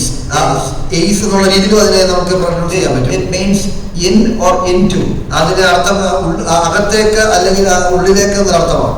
Eisegesis is a method of interpretation some people adopt to read their ideas into the text. Eisegesis എന്നുള്ള വാക്കുകൊണ്ട് അർത്ഥമാക്കുന്നത് ഒരു ആളുകൾ അവരുടേതായിട്ടുള്ള ചിന്തകൾ ഒരു വേദഭാഗത്തിലേക്ക് ആ ചിന്ത കൊണ്ടുവരുവാനായിട്ട് പരിശ്രമിക്കുന്നതിനെയാണ് കാണിക്കുന്നത്. Exegesis is the scripture speaking out. എന്നാൽ എക്സജസിസ് എന്നുള്ള വാക്കുകൊണ്ട് ഉദ്ദേശിക്കുന്നത് ദൈവവചനത്തിന്റെ സത്യങ്ങൾ അതിനെ ആദിലേക്ക് പുറത്തേക്ക് കൊണ്ടുവരിക എന്നുള്ളതാണ്. The Bible speaks itself. വേദപുസ്തകം അത് തന്നെ സംസാരിക്കുന്നതാണ്.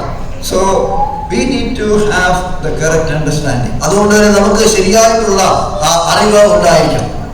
Historical background, ചരിത്രപരമായിട്ടുള്ള പശ്ചാത്തലം. First we talked about the historical background, then the geographical background. ഒന്നാമത് നാം ചരിത്രപരമായിട്ടുള്ള പശ്ചാത്തലത്തെ കുറിച്ച് ചിന്തിക്കുവാൻ ഇടയായി തീർന്നു. രണ്ടാമത് ഭൂമിശാസ്ത്രപരമായിട്ടുള്ള പശ്ചാത്തലവും കാണുവാൻ ഇടയായി. Thirdly, the cultural background. മൂന്നാമത് സാംസ്കാരികമായിട്ടുള്ള പശ്ചാത്തലം. The background was written in the Palestinian cultural setting. സാംസ്കാരികമായിട്ട് അത് നോക്കുമ്പോൾ പലസ്തീന്റെ ഭാഗങ്ങളിലാണ് ഈ കാര്യങ്ങളൊക്കെ സംഭവിച്ചിരിക്കുന്നത്. Occasionally there are statements and actions that refer to these features. ഇങ്ങനെയുള്ള ആ കാര്യങ്ങൾ നമുക്ക് മനസ്സിലാക്കി തരുന്നതായിട്ടുള്ള വാചകങ്ങളും കാര്യങ്ങളും നമുക്ക് ആ ഭാഗങ്ങളിൽ കാണുവാനായിട്ട്. We have two examples given here. രണ്ട് ഉദാഹരണങ്ങൾ നമ്മൾ നൽകിയിട്ടുണ്ട്. John's Gospel chapter 13 where we read about Jesus washing the disciples' feet. യോഹന്നാന്റെ സുവിശേഷം 13-ാം അധ്യായത്തിൽ യേശു ശിഷ്യന്മാരുടെ കാലുകളെ കഴുകുന്നത്. So it has got a Palestinian culture. അത് പലസ്തീന്റെ സംസ്കാരവുമായിട്ട് ചേർന്ന് കിടക്കുന്ന കാര്യമാണ്. That's the reason why it is not accepted as a doctrine by the brethren. അതുകൊണ്ടാണ് അത് നമ്മളുടെ ഒരു ഉപദേശമായിട്ട് നമ്മളുടെ ബ്രദറൻ സമൂഹം അതിനെ ഉൾക്കൊള്ളാത്തത്. And then Romans chapter 16 verse 16. റോമാലേഖനം 16:16. greet one another with a holy kiss. അവിടെ നാം വിശുദ്ധ ചുംബനം കൊണ്ട് അന്യോന്യം സ്വീകരിപ്പിക്കുന്നു നാം കാണും. So that again is a cultural background. അത് സാംസ്കാരികമായിട്ടുള്ള ഒരു പശ്ചാത്തലമാണ്. So we cannot take it as a doctrine of the church. അതുകൊണ്ട് തന്നെ അത് സഭയുടെ ഒരു ഉപദേശമായിട്ട് നമുക്ക് അതിനെ എടുക്കുവാനായിട്ട് സാധിക്കും. Therefore, the cultural setting is important to understand a particular passage. അതുകൊണ്ട് തന്നെ ഒരു ഭാഗം മനസ്സിലാക്കുവാനായിട്ട് ആ ഭാഗത്തെ ബന്ധപ്പെട്ടിരിക്കുന്ന സാംസ്കാരികമായ പശ്ചാത്തലം മനസ്സിലാക്കേണ്ടത് വളരെ പ്രാധാന്യമുള്ള കാര്യമാണ്. And sixth principle, ആറാമത്തെ തത്വം theological principle. ദൈവശാസ്ത്രപരമായിട്ടുള്ള തത്വം. Bible theology. Don't be scared about the word theology. ദൈവശാസ്ത്രം എന്നുള്ള വാക്ക് കേൾക്കുമ്പോൾ ഭയപ്പെടരുത്.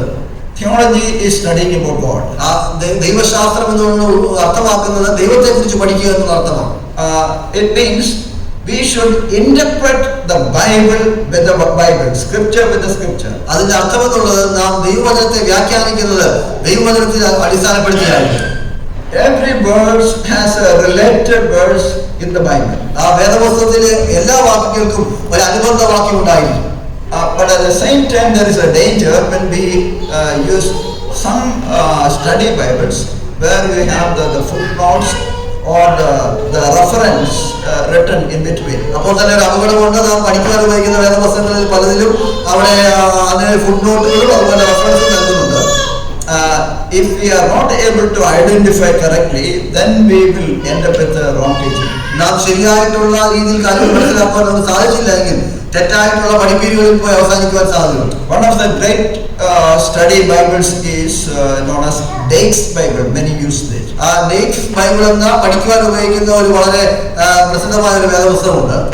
And this Bible teaches about the losing of salvation. ഈ പുസ്തകം നിങ്ങൾക്ക് അറിയുമ്പോൾ അത് രക്ഷ നഷ്ടപ്പെടുന്നതിനെ കുറിച്ച് പഠിപ്പിക്കുന്നു. And most of the preachers use it. അനേക പ്രസംഗകർ അത് ഉപയോഗിക്കും. So we should be able to make out the difference. നമുക്ക് അതിനുള്ള വ്യത്യാസം മനസ്സിലാക്കുവാനായിട്ട് സാധിക്കും. All the words mentioned in the scriptures, they are not related. The same words are not related to one another. ഒരു വേദപുസ്തകത്തിൽ ഉപയോഗിച്ചിരിക്കുന്ന ഒരേ വാക്ക് പല ഭാഗങ്ങളുള്ളത് അതെല്ലാം അങ്ങോട്ടും ഇങ്ങോട്ടും ബന്ധപ്പെട്ടിരിക്കണമെന്നില്ല. And the words are used in different contexts in different places. വാക്കുകൾ പലതും പല പശ്ചാത്തലങ്ങളിൽ പല സാഹചര്യങ്ങളിലായിരിക്കും ഉപയോഗിച്ചിരിക്കുന്നത്. Sometimes in the reference Bible you will see all the references together. എന്നാൽ ചിലപ്പോൾ റെഫറൻസ് ബൈബിളിൽ അതെല്ലാം എല്ലാ ഭാഗങ്ങളും ഒന്ന് ചെയ്തിരിക്കുന്നത് കാണുവാനായിട്ട് സാധിക്കും. We should also know the difference in each places where it was written. എവിടെയാണ് എഴുതിയിരിക്കുന്ന ആ സ്ഥലങ്ങൾ തമ്മിലുള്ള വ്യത്യാസങ്ങൾ നമുക്ക് മനസ്സിലാക്കുവാനായിട്ട് സാധിച്ചിരിക്കും. Sometimes our interpretations would become questionable. ചിലപ്പോൾ നമ്മുടെ വ്യാഖ്യാനങ്ങൾ ആ ചോദ്യം ഉണ്ടാക്കുന്നതായി തീരാറുണ്ട്. ചോദ്യം ചെയ്യപ്പെടുവാനുള്ള സാധ്യതയുണ്ട്. Even after interpreting a passage according to the given rules above, if our interpretation contradicts with the general biblical doctrines, we should remember that the Bible does not contradict itself. Rather, we contradict ourselves. മുൻപുള്ള നമുക്ക് പറഞ്ഞതായ രീതികൾ അനുസരിച്ച് നാം ദൈവവചനത്തെ വ്യാഖ്യാനിക്കുവാൻ ശ്രമിക്കുമ്പോൾ തന്നെ ചിലപ്പോൾ അതിനെ പൊതുവായിട്ടുള്ള നമ്മളുടെ തത്വങ്ങളുമായിട്ട് അതിനെ എതിർക്കുന്നതായിട്ട് നമുക്ക് തോന്നുമെങ്കിലും നാം ഒരു കാര്യം മനസ്സിലാക്കണം, വേദപുസ്തകത്തിനെ അതിൽ തന്നെ എതിർക്കുന്നില്ല. So we need to know the clear teaching of the scriptures. അതുകൊണ്ട് തന്നെ നാം വേദപുസ്തകത്തിന്റെ തെളിവായിട്ടുള്ള പഠിപ്പീരുകളെ കുറിച്ച് അറിവുള്ളവരായിരിക്കും. There are some obscure passages in the Bible. ആ വേദപുസ്തകത്തിൽ ആ നിലയിൽ തെളിവായിട്ട് നൽകാത്ത ചില ഭാഗങ്ങളുണ്ട്. The principle is that the unclear verses should be interpreted in the light of the clear passages. അതിന്റെ തത്വം എന്നുള്ളത് തെളിവായിട്ട് നൽകപ്പെടാത്ത ഭാഗങ്ങൾ തെളിവായിട്ട് നൽകിയിരിക്കുന്ന ഭാഗങ്ങളുമായിട്ട് ചേർത്ത് നാം ചിന്തിക്കണം. So know the plain teaching of the Bible. വേദപുസ്തകത്തിന്റെ തുറസായിട്ടുള്ള പഠിപ്പീരുകൾ നാം അറിവുള്ളവരായിരിക്കും. Then interpret the individual verses. അതിനുശേഷം വാക്യങ്ങൾ അത് ഒന്നൊന്നായി എടുത്ത് വ്യാഖ്യാനിക്കും. Why there are so many denominations and churches today? എന്തുകൊണ്ടാണ് വ്യത്യസ്തങ്ങളായ കൂട്ടങ്ങൾ ഉണ്ടാകുവാനിടയായിത്തീർന്നത്? One reason is that they don't have the consistent understanding of the scriptures. അതിന്റെ ഒരു കാരണം എന്നുള്ളത് ആ ഒരു അടുക്കോട് കൂടിയ ദൈവവചനത്തെ കുറിച്ചുള്ള ഒരു പഠനം അവർക്കില്ല എന്നുള്ളതാണ്. There should be a consistent way of interpretation. ആ ഒരു അടുക്കോട് കൂടിയ ഒരു വ്യാഖ്യാന രീതി ഉണ്ടായിരിക്കണം. Only then we can have the correct understanding. അങ്ങനെയെങ്കിൽ മാത്രമേ നമുക്ക് ശരിയായിട്ടുള്ള ഒരു അറിവ് ലഭിക്കുകയുള്ളൂ. For example, why so many people teach the salvation can be lost? ഉദാഹരണമായി പറഞ്ഞാൽ എന്തുകൊണ്ടാണ് അനേക ആളുകൾ രക്ഷ നഷ്ടപ്പെടും എന്ന് പഠിപ്പിക്കുന്നത്? Both scripturally and logically it is incorrect. ദൈവവചനത്തിൽ അടിസ്ഥാനപ്പെടുത്തിയും അതുപോലെ നമ്മുടെ ചിന്താമണ്ഡലത്തിൽ അടിസ്ഥാനപ്പെടുത്തി നോക്കിയാൽ അത് തെറ്റാണ്. We know that when you and I are saved, we become God's children. നമുക്കറിയാം നിങ്ങളും ഞാനും രക്ഷിക്കപ്പെട്ടപ്പോൾ നാം ദൈവത്തിന്റെ മക്കളായി തീർന്നു. When you commit sin, what happens to you? നാം പാപം ചെയ്യുമ്പോൾ എന്താണ് നമുക്ക് സംഭവിക്കുന്നത്? You cease to be a child of God. നിങ്ങൾ ദൈവത്തിന്റെ മകനല്ലാതായി തീരുമോ? And Bible says that we are the members of the body of Christ. വേദപുസ്തകം പറയുന്നത് നാം ക്രിസ്തുവിന്റെ ശരീരത്തിന്റെ ഭാഗമാണ്. When you commit sin, what happens to you? നാം പാപം ചെയ്യുമ്പോൾ എന്താണ് നമുക്ക് സംഭവിക്കുന്നത്? Christ's body is mutilated. കർത്താവിന്റെ ശരീരം അത് ആദ്യം നിർജീവമാകുമോ, മുറിക്കപ്പെടുമോ? So the members are not cut off from the body of Christ. അംഗങ്ങൾ ഒരിക്കലും ക്രിസ്തുവിന്റെ ശരീരത്തിൽ നിന്ന് വേർതിരിക്കപ്പെടുന്നില്ല. So the losing of the teaching, the losing of a believer's salvation is both illogic and unscriptural. അതുകൊണ്ട് തന്നെ രക്ഷ നഷ്ടപ്പെടും എന്നുള്ള പഠിപ്പീര് അത് തികച്ചും അത് നമ്മുടെ ബുദ്ധിക്ക് നിരക്കാത്തതും അത് ആ ദൈവവചനത്തിൽ പറയാത്തതുമായ കാര്യമാണ്. At the same time, there are difficult passages in the Bible. അതേസമയം തന്നെ ദൈവവചനത്തിൽ കഠിനമായിട്ടുള്ള ഭാഗങ്ങളുണ്ട്. They are to be interpreted in the light, according to the context. ആ കാര്യങ്ങളെ നാം അതിന്റെ പശ്ചാത്തല അടിസ്ഥാനത്തിൽ and we should know the background. അതിന്റെ പശ്ചാത്തലം നാം മനസ്സിലാക്കണം. Grammatical structure, വ്യാകരണ അടിസ്ഥാനം, അതിന്റെ ഘടന മനസ്സിലാക്കണം. and interpret in the light of the plain teaching of the Bible. അപ്പോൾ തന്നെ അതിനെ പൊതുവായിട്ടുള്ള ദൈവത്തിന്റെ പഠിപ്പീരുകളെ അധിഷ്ഠിതപ്പെടുത്തി നാം അതിനെ വ്യാഖ്യാനിക്കുക. For example, in the book of Hebrews we have many warning passages. ഉദാഹരണമായി പറഞ്ഞാൽ എബ്രായ ലേഖനത്തിൽ അനേക മുന്നറിയിപ്പുകൾ നമുക്ക് കാണുവാനായിട്ടിടയായി. In chapter 2, രണ്ടാം അധ്യായത്തിൽ, chapter 4, നാലാം അധ്യായം, chapter 6, ആറാം അധ്യായം, chapter 10, പത്താം അധ്യായം. in all these passages, in all these chapters we have the warning passages. ഈ ഭാഗങ്ങളിലൊക്കെയും മുന്നറിയിപ്പുകൾ നമുക്ക് കാണുവാനായിട്ടിടയായി. Why such warnings essential, needed for the Hebrews? എന്തുകൊണ്ടാണ് എബ്രായർക്ക് ആദ്യമുള്ള മുന്നറിയിപ്പുകൾ ആവശ്യമായി വന്നിരിക്കുന്നത്? Because of their background. കാരണം അവരുടെ പശ്ചാത്തലമാണ്. Chapter 5 verse 11 to 14 we see the spiritual status of those believers. എബ്രായ ലേഖനം 5-ാം അധ്യായം 11 മുതൽ 14 വരെയുള്ള വാക്യങ്ങളിൽ അവിടെയുള്ള വിശ്വാസികളുടെ ആത്മീയമായിട്ടുള്ള അവസ്ഥയെക്കുറിച്ചാണ്. The writer of the Hebrews was writing about them. എബ്രായ ലേഖനകർത്താവ് അവരെ കുറിച്ചാണ് എഴുതുന്നത്. By this time you ought to be the teachers. അവിടുത്തെ പറയുകയാണ്, ഈ സമയം നോക്കിയാൽ നിങ്ങൾ ഇപ്പോൾ ഉപദേഷ്ടാക്കന്മാരാകുന്നു. But still you are with your feeding bottle. എന്നാൽ ഇപ്പോൾ നിങ്ങൾ പാൽ കുടിക്കുന്നവരായിരിക്കുന്നു. And that was the situation of the believers there. അതായിരുന്നു അവിടെയുള്ള വിശ്വാസികളുടെ അവസ്ഥ. Therefore we need to have the background understanding of every passage. അതുകൊണ്ടാണ് എല്ലാ ഭാഗത്തിന്റെയും പശ്ചാത്തലം നാം അറിവുള്ളവരായിരിക്കും. Interpret the scripture with the scripture. ആ ദൈവവചനത്തെ ദൈവവചനമായിട്ട് ചേർത്ത് വ്യാഖ്യാനം ചെയ്യുക. Need to know the plain teaching of the Bible. വേദപുസ്തകത്തിന്റെ പൊതുവിലുള്ള പഠിപ്പീരുകളെ കുറിച്ച് നമ്മൾ അറിവുള്ളവരായിരിക്കും. Why is it necessary to know the whole Bible? എന്തുകൊണ്ടാണ് വേദപുസ്തകം മൊത്തമായിട്ട് നമുക്കൊരു പൊതു അറിവുണ്ടായിരിക്കണം? That will keep an interpreter away from looking at one verse and drawing a wrong conclusion. അത് ഒരു വ്യാഖ്യാകർത്താവിനെ ഒരു പ്രത്യേക വാക്യത്തിലേക്ക് നോക്കി തെറ്റായ രീതിയിൽ വ്യാഖ്യാനിക്കുന്നതിൽ മാറി നിൽക്കുവാൻ സഹായിക്കും.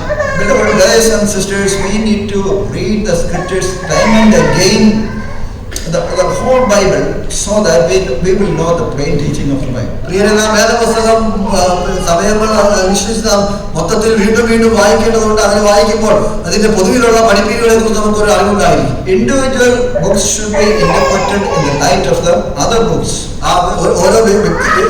ഓരോ പുസ്തകങ്ങളും അതിനെ പഠിക്കുന്നത് മറ്റു പുസ്തകങ്ങളുമായിട്ടുള്ള വെളിച്ചത്തിലായിരിക്കും. Individual verses in a particular book should be interpreted in the light of the theme of that particular book. ഒരു ഭാഗത്ത് ഒരു പുസ്തകത്തിലുള്ള ഏതെങ്കിലും വാക്യത്തിലേക്ക് നാം പഠിക്കുന്നത് ആ പുസ്തകത്തിന്റെ പൊതുവിലുള്ള ആ വിഷയത്തെ ആസ്പദമാക്കിയായിരിക്കും.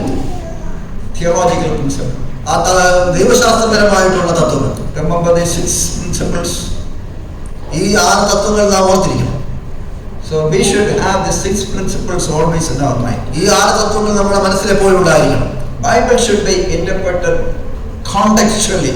വേദപുസ്തകം നാം വ്യാഖ്യാനിക്കേണ്ടത് അതിന്റെ പശ്ചാത്തല അടിസ്ഥാനത്തിലായിരിക്കണം. Never take anything out of context. പശ്ചാത്തലത്തിന് പുറത്തുള്ള കാര്യങ്ങൾ അതിലേക്ക് കൊണ്ടുവരരുത്.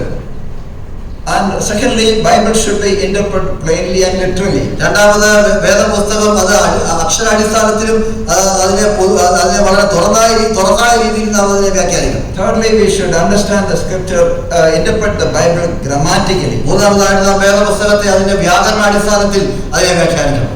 Fourthly, we should know the plan and purpose of a book. നാലാമതായിട്ട് ഒരു പുസ്തകത്തിന്റെ പദ്ധതിയും അതിന്റെ ഘടനകളും ഉദ്ദേശവും നാം അറിവുള്ളവരായിരിക്കും. Fifthly, we should look into the background. അഞ്ചാമതായിട്ട് അതിന്റെ ചരിത്രപരമായിട്ടുള്ള പശ്ചാത്തലത്തിലേക്ക് നാം നോക്കണം. Finally, the theological principle or the scriptural principle. അവസാനമായിട്ട് ദൈവവചനത്തെ അടിസ്ഥാനപ്പെടുത്തിയുള്ള തത്വങ്ങൾ അല്ലെങ്കിൽ ദൈവശാസ്ത്രത്തിന്റെ അധിഷ്ഠിതമായിട്ടുള്ള തത്വങ്ങൾ. Now we will go to the allegorical interpretation. നമുക്ക് അതിന്റെ ഉപമ രീതിയിൽ പറഞ്ഞിരിക്കുന്ന വ്യാഖ്യാനത്തെ കുറിച്ച് നമുക്കൊന്ന് ചിന്തിക്കാം.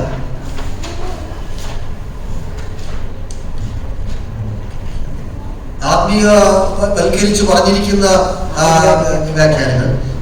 Allegorical interpretation is the method of interpreting a literary text that regards literal sense as the vehicle for a secondary, more spiritual and more profound sense.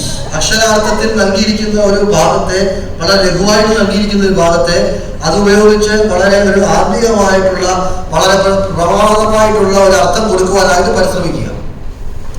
Allegorical interpretation believes that beneath the letter we have the real meaning of the passage. ആ നിലയിൽ ആത്മീയ അർത്ഥം നൽകുവാനായിട്ട് അതുകൊണ്ട് പറയുന്നത് ഒരു കത്തിന്റെ അതിന്റെ ഉള്ളിൽ ആഴമേറിയ സത്യങ്ങൾ ഒളിഞ്ഞു കിടക്കുന്നു എന്നുള്ള നിലയിൽ എടുക്കുമ്പോഴാണ്. അക്ഷരത്തിന്റെ അടിയിൽ അതിന്റെ യഥാർത്ഥമായിട്ടുള്ള അർത്ഥമുണ്ട് എന്നുള്ള നിലയിൽ വ്യാഖ്യാനിക്കുക എന്നുള്ളതാണ്. That means allegorical interpretation does not go with the plain teaching or the plain interpretation. Literal interpretation. അതിന്റെ അർത്ഥം എന്നുള്ളത് ആത്മീയവൽക്കരിക്കപ്പെട്ട രീതിയിൽ അതിന്റെ വ്യാഖ്യാനം എന്നുള്ളത് അത് അതിന്റെ ശരി പൊതുവിലുള്ള പഠിപ്പീരിനെയോ അതിന്റെ അക്ഷരാടിസ്ഥാനത്തിലുള്ള പഠിപ്പീരിനോ ചേർന്ന് പോകുകയില്ല. Allegorical interpretation is a great danger in the Christian interpretation. ആത്മീയവൽക്കരിക്കപ്പെട്ട ആ വ്യാഖ്യാനം അത് ക്രിസ്തീയ വ്യാഖ്യാനത്തിലോ വളരെ അപകടം പിടിച്ചൊരു കാര്യമാണ്.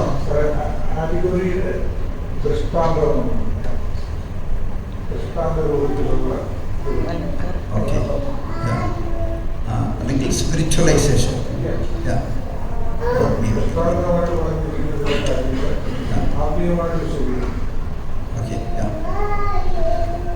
Okay, I have given few examples here. ഇവിടെ ചില ഉദാഹരണങ്ങൾ നൽകിയിട്ടുണ്ട്. I can give you thousands of examples from the Bible. ആയിരക്കണക്കിന് ഉദാഹരണങ്ങൾ നൽകുവാൻ സാധിക്കും. I have read, probably I have wasted 3 years of my theological studying only the allegorical kind of stuff. ദൈവശാസ്ത്രം ഞാൻ പഠിക്കുമ്പോൾ ഏകദേശം 3 വർഷക്കാലം ഈ നിലയിലുള്ള ആത്മീയവൽക്കരിക്കപ്പെട്ട ദൃഷ്ടാന്ത രൂപത്തിൽ നൽകിയിരിക്കുന്ന കാര്യങ്ങൾ പഠിക്കുവാനായിട്ട് ഉള്ള പരിശ്രമം ഞാൻ നടത്തിയിട്ടുണ്ട്. Okay, so first let me just take one example from the historical books. ചരിത്രപരമായ പുസ്തകത്തിൽ നിന്ന് ഒരു ഉദാഹരണം ഞാൻ ആദ്യമായി എടുക്കട്ടെ. Since the since the story is very familiar to us, we will just mention. കഥ നമുക്ക് വളരെ പരിചിതമായിട്ട് നമുക്ക് അതിനെക്കുറിച്ച് പറയാം. Genesis chapter 2, we read about Adam and Eve. രണ്ടാം അധ്യായം, ഉൽപ്പത്തി പുസ്തകം രണ്ടാം അധ്യായം നമ്മുടെ ആദാമിനെ ഹവ്വയെ കുറിച്ച് നാം കാണും. The teacher who taught me there, he said that Adam is a picture of Jesus Christ, and Eve was a picture of, Eve was a picture of the church. അവിടെ എന്നെ പഠിപ്പിച്ച ദൈവദാസൻ എനിക്ക് പറഞ്ഞു തന്നത് ആദമിനെ അത് കർത്താവായ യേശു ക്രിസ്തുവിനോടും അതുപോലെ ഹവ്വയെ സഭയോടുമാണ് അവിടെ ഉപമിച്ചിരിക്കുന്നു എന്ന് പറയുവാനായിട്ട് ഇടയായിരുന്നു. Eve was taken from the side of Adam. ആദാമിൽ നിന്നാണ് ആദാമിന്റെ വശത്തു നിന്നാണ് ഹവ്വയെ എടുത്തത്. Jesus had an operation on the cross of Calvary. കർത്താവായ യേശു ക്രിസ്തുവിന് ആ ക്രൂശിൽ വെച്ച് ശസ്ത്രക്രിയ ഉണ്ടായിരുന്നു. As a result, the church was formed. അതിന്റെ ഫലമായിട്ട് സഭ രൂപീകരിക്കപ്പെട്ടു. Interpretation seems to be very appealing. ആദ്യമുള്ള വ്യാഖ്യാനം വളരെ കൗതുകമുള്ളതായിട്ട് നമുക്ക് തോന്നും, ശ്ലാഘനീയമായിട്ട് നമുക്ക് തോന്നും. But that's not what it means. എന്നാൽ അതിന്റെ അർത്ഥം അതല്ല. And he went on explaining the details of it. അതിന്റെ വിശദീകരണങ്ങൾ വിവരിക്കുവാനായിട്ട് തുടങ്ങി. Again, the size and the form of the ribs from with which Eve was fashioned. ആദാമിന്റെ ശരീരത്തിന്റെ ഭാര്യയിലും അതിന്റെ വലുപ്പവും അങ്ങനെയുള്ള വിശദീകരണങ്ങൾ. And we know that the piece always bend. നമുക്കറിയാം ഭാര്യയിൽ അതിനൊരു വളവുണ്ടായിരിക്കും. And so the church is always submissive to Jesus Christ. അതുകൊണ്ട് തന്നെ സഭ എന്നുള്ളത് കർത്താവിന് എപ്പോഴും വിധേയപ്പെട്ടിരിക്കുന്നതായിരിക്കും. Well, after hearing me don't preach elsewhere the same sermon. ഞാനിങ്ങനെ പറഞ്ഞതുകൊണ്ട് ഈ പ്രസംഗങ്ങൾ വേറെ പോയി പ്രസംഗിക്കരുത്. I am afraid probably you would think that this is how I preach. ഞാൻ ഭയപ്പെടുന്നു ഞാൻ ഇങ്ങനെയാണ് പ്രസംഗിക്കുന്നത് നിങ്ങൾ ചിന്തിക്കുമെന്ന്. So similarly, all the passages in the Old Testament are taken as the type, and they try to find the anti-type in the New Testament. പഴയ നിയമത്തിലെ എല്ലാ ഭാഗങ്ങളും ഒരു നിഴലായി കരുതിക്കൊണ്ട് അതിന് തത്തുല്യമായിട്ടുള്ള പുതിയ നിയമത്തിൽ നിന്ന് പൊരുളുകൾ കണ്ടെത്തുവാനായിട്ട് ശ്രമിക്കുന്ന ഒരു വ്യാഖ്യാനം. And the ark, Noah's ark, അവിടെ നോഹയുടെ പെട്ടകം, that is a picture of church. അത് സഭയുടെ ഒരു ചിത്രമായി നാം കാണിക്കുന്നു. But why should we read church into the Old Testament? നാം എന്തിനു വേണ്ടിയാണ് സഭയെ പഴയ നിയമത്തിലേക്ക് പഴയ നിയമ പുസ്തകങ്ങളിലേക്ക് ചേർത്തിരിക്കുവാൻ ശ്രമിച്ചത്? Church was not there. സഭ ആ കാലഘട്ടത്തിലില്ല. As if we are lacking the instruction of the church in the New Testament. പുതിയ നിയമത്തിൽ സഭയോട് ബന്ധത്തിലുള്ള ഉപദേശങ്ങൾ ഇല്ലാത്തതുപോലെ we do not have time to explain the truth of the church from the New Testament itself. പുതിയ നിയമത്തിൽ നിന്നുള്ള സഭയെക്കുറിച്ചുള്ള ഉപദേശങ്ങൾ വിശദീകരിക്കാൻ നമുക്ക് സമയമില്ല. Our brothers and sisters, we should be very careful in interpreting the Bible. പ്രിയ സഹോദരന്മാരെ, നാം ദൈവവചനം വ്യാഖ്യാനിക്കുന്നതിൽ വളരെ കരുതലുള്ളവരായിരിക്കും. Okay, then we will go to a poetical book. മറ്റൊരു കാവ്യാത്മകമായ പുസ്തകത്തിലേക്ക് നമുക്ക് പോവാം. Song of Solomon. ഉത്തമഗീതം. Again, we are not going to read that book. ആ പുസ്തകം വായിക്കുവാൻ പോകുകയല്ല. We know that Solomon was a main character. നമുക്കറിയാം ശലോമോനാണ് അതിനകത്തെ ഏറ്റവും പ്രധാനപ്പെട്ട വ്യക്തിത്വം. Shulamite. ശൂലംകാരത്തി. And she was another character. മറ്റൊരു വ്യക്തിത്വം അതാണ്. And many interpret, even in our assembly background, many interpret it as Jesus Christ and the church. നമ്മുടെ കൂട്ടത്തിൽ തന്നെ അനേകർ അത് കർത്താവും സഭയുമായിട്ടുള്ള ബന്ധപ്പെടുത്തി പറയാറുണ്ട്. In fact, some Jewish scholars, they have interpreted it's a love relationship between Yahweh and Israel. യഹോവയും ഇസ്രായേലും തമ്മിലുള്ള ഒരു പ്രേമബന്ധത്തെ കുറിച്ച് കാണിക്കുന്നതാണെന്ന് യഹൂദ പഠിപ്പിക്കുന്നുവെന്ന് ചില ആളുകൾ പറയുന്നു. But when we interpret it literally, എന്നാൽ നാം അതിനെ അക്ഷരാടിസ്ഥാനത്തിൽ അതിനെ വ്യാഖ്യാനിക്കുമ്പോൾ we find it very, very difficult to explain Jesus Christ and the church. നാം അതിനെ കർത്താവ് സഭയുമായിട്ട് ബന്ധപ്പെടുത്തി ചിന്തിക്കുവാൻ വളരെ ദുഷ്കരമായിട്ട് നമുക്ക് മനസ്സിലാവും. We may have some references which seems to be telling about our Lord Jesus Christ. കർത്താവായ യേശുക്രിസ്തുവിനോട് ചേർത്ത് പറയുന്നതായിട്ട് നമുക്ക് തോന്നുന്നതായ ചില ഭാഗങ്ങൾ അതിലുണ്ട്. But they do not talk about Christ. എന്നാൽ അത് കർത്താവിനെ കുറിച്ചല്ല സംസാരിക്കുന്നത്. And for example, he is the fairest of 10,000. അവൻ ആയിരങ്ങളിൽ 10,000 സുന്ദരൻ. Well, Jesus Christ, no doubt, he is fairest among the 10,000. 10,000 സുന്ദരനാണ് കർത്താവ് എന്നുള്ളതിന് യാതൊരു സംശയവുമില്ല. Was talking about his physical structure. അത് അവന്റെ ശാരീരികമായിട്ടുള്ള ഘടനയെ കുറിച്ചാണ് പറയുന്നത്. Was Jesus so attractive when he was here on this earth? കർത്താവ് ഈ ലോകത്തിലായിരുന്നപ്പോൾ ആകർഷിക്കത്തക്കവനായിരുന്നത് അവൻ? Well, I don't think so. ഞാൻ അങ്ങനെയാണെന്ന് വിശ്വസിക്കുന്നില്ല. He was just like any other Jew in the first century. ആ ഒന്നാം നൂറ്റാണ്ടിലുള്ള മറ്റുള്ള യഹൂദന്മാർക്ക് സമനായ വ്യക്തിയായിരുന്നു. That was the reason why a betrayer was needed. അതുകൊണ്ടാണ് ആ നിലയിൽ തന്നെ തള്ളി ഒറ്റിക്കൊടുക്കുവാനായിട്ട് ഒരാളിനെ ആവശ്യം വന്നത്. If Jesus was totally different from other Jews, definitely people would have understood it. ആ കർത്താവ് മറ്റുള്ള യഹൂദന്മാരിൽ നിന്ന് വ്യത്യസ്തനായിരുന്നെങ്കിൽ അത് അവർക്ക് എല്ലാവർക്കും മനസ്സിലാകുമായിരുന്നു. So Jesus was not fairer than others. അതുകൊണ്ട് തന്നെ കർത്താവ് മറ്റുള്ളവരെക്കാളും ആ നിലയിൽ വളരെയധികം സുന്ദരനായിരുന്നില്ല. But on the other hand, his quality was inherent and internal. എന്നാൽ തന്റെ മറുഭാഗത്ത് അവന്റെ സ്വഭാവം എന്നുള്ളത് അത് തന്നിൽ ഉള്ളിൽ ഉണ്ടായിരുന്ന ഒരു കാര്യമായിരുന്നു. The personality was divine. തന്റെ വ്യക്തിത്വം അത് ദൈവികമായിരുന്നു.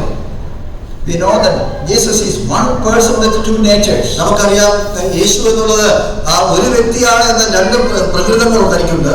Jesus was not two persons. ആ കർത്താവ് യേശു ഒരിക്കലും രണ്ട് വ്യക്തിത്വങ്ങളായിരുന്നില്ല. What was his personality? എന്തായിരുന്നു തന്റെ വ്യക്തിത്വം? His personality was divine. തന്റെ വ്യക്തിത്വം എന്നുള്ളത് ദൈവികമായിരുന്നു. It was God who became man. ആ ദൈവം മനുഷ്യനായി തീർന്നു. Not man becoming God. മനുഷ്യൻ ദൈവമായി തീർന്നതല്ല. These days when men become God. ഈ കാലഘട്ടത്തിൽ മനുഷ്യർ ദൈവങ്ങളായി തീരുന്നു. But Jesus Christ is a God who became man. എന്നാൽ കർത്താവായ യേശുക്രിസ്തു താൻ ദൈവമായിരുന്നു, മനുഷ്യനായി തീർന്നു. His personality was divine. തന്റെ വ്യക്തിത്വം അത് സ്വർഗീയമായിരുന്നു.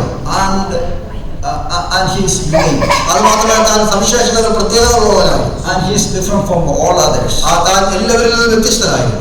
So when we interpret the Song of Solomon, അതുകൊണ്ട് തന്നെ നാം ഉത്തമഗീതത്തെ അതിനെ വ്യാഖ്യാനിക്കുമ്പോൾ we do not need to read Jesus Christ there. അവിടെ കർത്താവായ യേശുക്രിസ്തുവിനെ ആ ഭാഗത്തേക്ക് നാം ചേർത്ത് ചിന്തിക്കേണ്ടതായിട്ടില്ല. Now, but what is the book of Song of Solomon talk about? എന്താണ് ഉത്തമഗീതം സംസാരിക്കുന്നത്?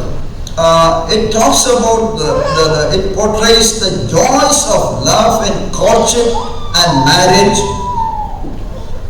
ആ സ്നേഹബന്ധത്തിലും വിവാഹ ജീവിതത്തിലും ഒക്കെയുള്ള സന്തോഷത്തെ കുറിച്ചാണ് സംസാരിക്കുന്നത്.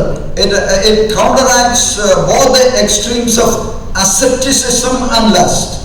അത് ജഡീകമായിട്ടുള്ള ചിന്തകളുടെയും സന്യാസ ജീവിതവുമായിട്ടുള്ള രണ്ട് തലങ്ങളിലേക്കും അതിനെക്കുറിച്ചുള്ള വിശദീകരണങ്ങളുടെ പുസ്തകത്തിൽ നമുക്ക് കാണുവാനായിട്ട് ഇടയാക്കിയത്. It counteracts. അത് അന്യോന്യം എതിർക്കുന്നു. So the scripture is against asceticism or the sannyasi life. ആ നിലയിൽ സന്യാസ ജീവിതത്തിന് ദൈവവചനം തീർത്തും എതിരാണ്. So also the scripture is against lust. അതുപോലെ തന്നെ ജഡീകമായിട്ടുള്ള ചിന്തകൾക്കും ദൈവവചനം തീർത്തും എതിരാണ്. God who instituted the marriage, വിവാഹത്തെ സ്ഥാപിച്ചതായ ദൈവം, and he also has instructed how the husband and wife should live in this world as husband and wife. എങ്ങനെയാണ് ഭാര്യയും ഭർത്താവും ഈ ലോകത്തിൽ ഭാര്യ ഭർത്താക്കന്മാരായി ജീവിക്കേണ്ടതെന്ന് താൻ പറയുവാനിടയായിട്ടുണ്ട്. Physical sexual relationship with husband and wife are not sinful. ശാരീരികവും ലൈംഗികവുമായിട്ടുള്ള ഭാര്യ ഭർത്താക്കന്മാരുടെ ഇടയിലുള്ള ബന്ധം അതൊരിക്കലും പാപമല്ല. God instituted it. അത് ദൈവമാണ് സ്ഥാപിച്ചത്. But again, sex outside the wedlock is sinful. എന്നാൽ വിവാഹത്തിന് വിവാഹേന്ദ്രിയമായിട്ടുള്ള ബന്ധങ്ങൾ അത് പാപമാണ്. So this book exalts the sanctity of the better life. അതുകൊണ്ടാണ് ഈ പുസ്തകം ആ വിവാഹ ജീവിതത്തിന്റെ വിശുദ്ധിയെ ഉയർത്തി കാണിക്കുന്നത്. This book should be studied in that light. ഈ പ്രകാശത്തിൽ വേണം നാം ഈ പുസ്തകത്തെ പഠിക്കുവാൻ. Otherwise, there are several verses in the scripture that is very, very difficult to explain. അല്ലെങ്കിൽ വേദപുസ്തകത്തിൽ അനേക വാക്കുകളുണ്ട് വിവരിക്കുവാനായിട്ട് ബുദ്ധിമുട്ടുള്ളതായിട്ടുള്ള Book of Solomon. ഉത്തമ വേദത്തിൽ. Okay, so the allegorical interpretation would teach that the Song of Solomon teaches about Christ and the church. ആത്മീകരിക്കപ്പെട്ട അല്ലെങ്കിൽ ദൃഷ്ടാന്തപരമായി പറഞ്ഞിരിക്കുന്ന വിവരണങ്ങൾ ഉത്തമഗീതത്തെ കർത്താവുമായിട്ട് ചേർത്തിരിക്കുന്നതായിട്ട് പറയും. Okay, then from the book of prophecy, പ്രവചന പുസ്തകത്തിൽ നിന്ന്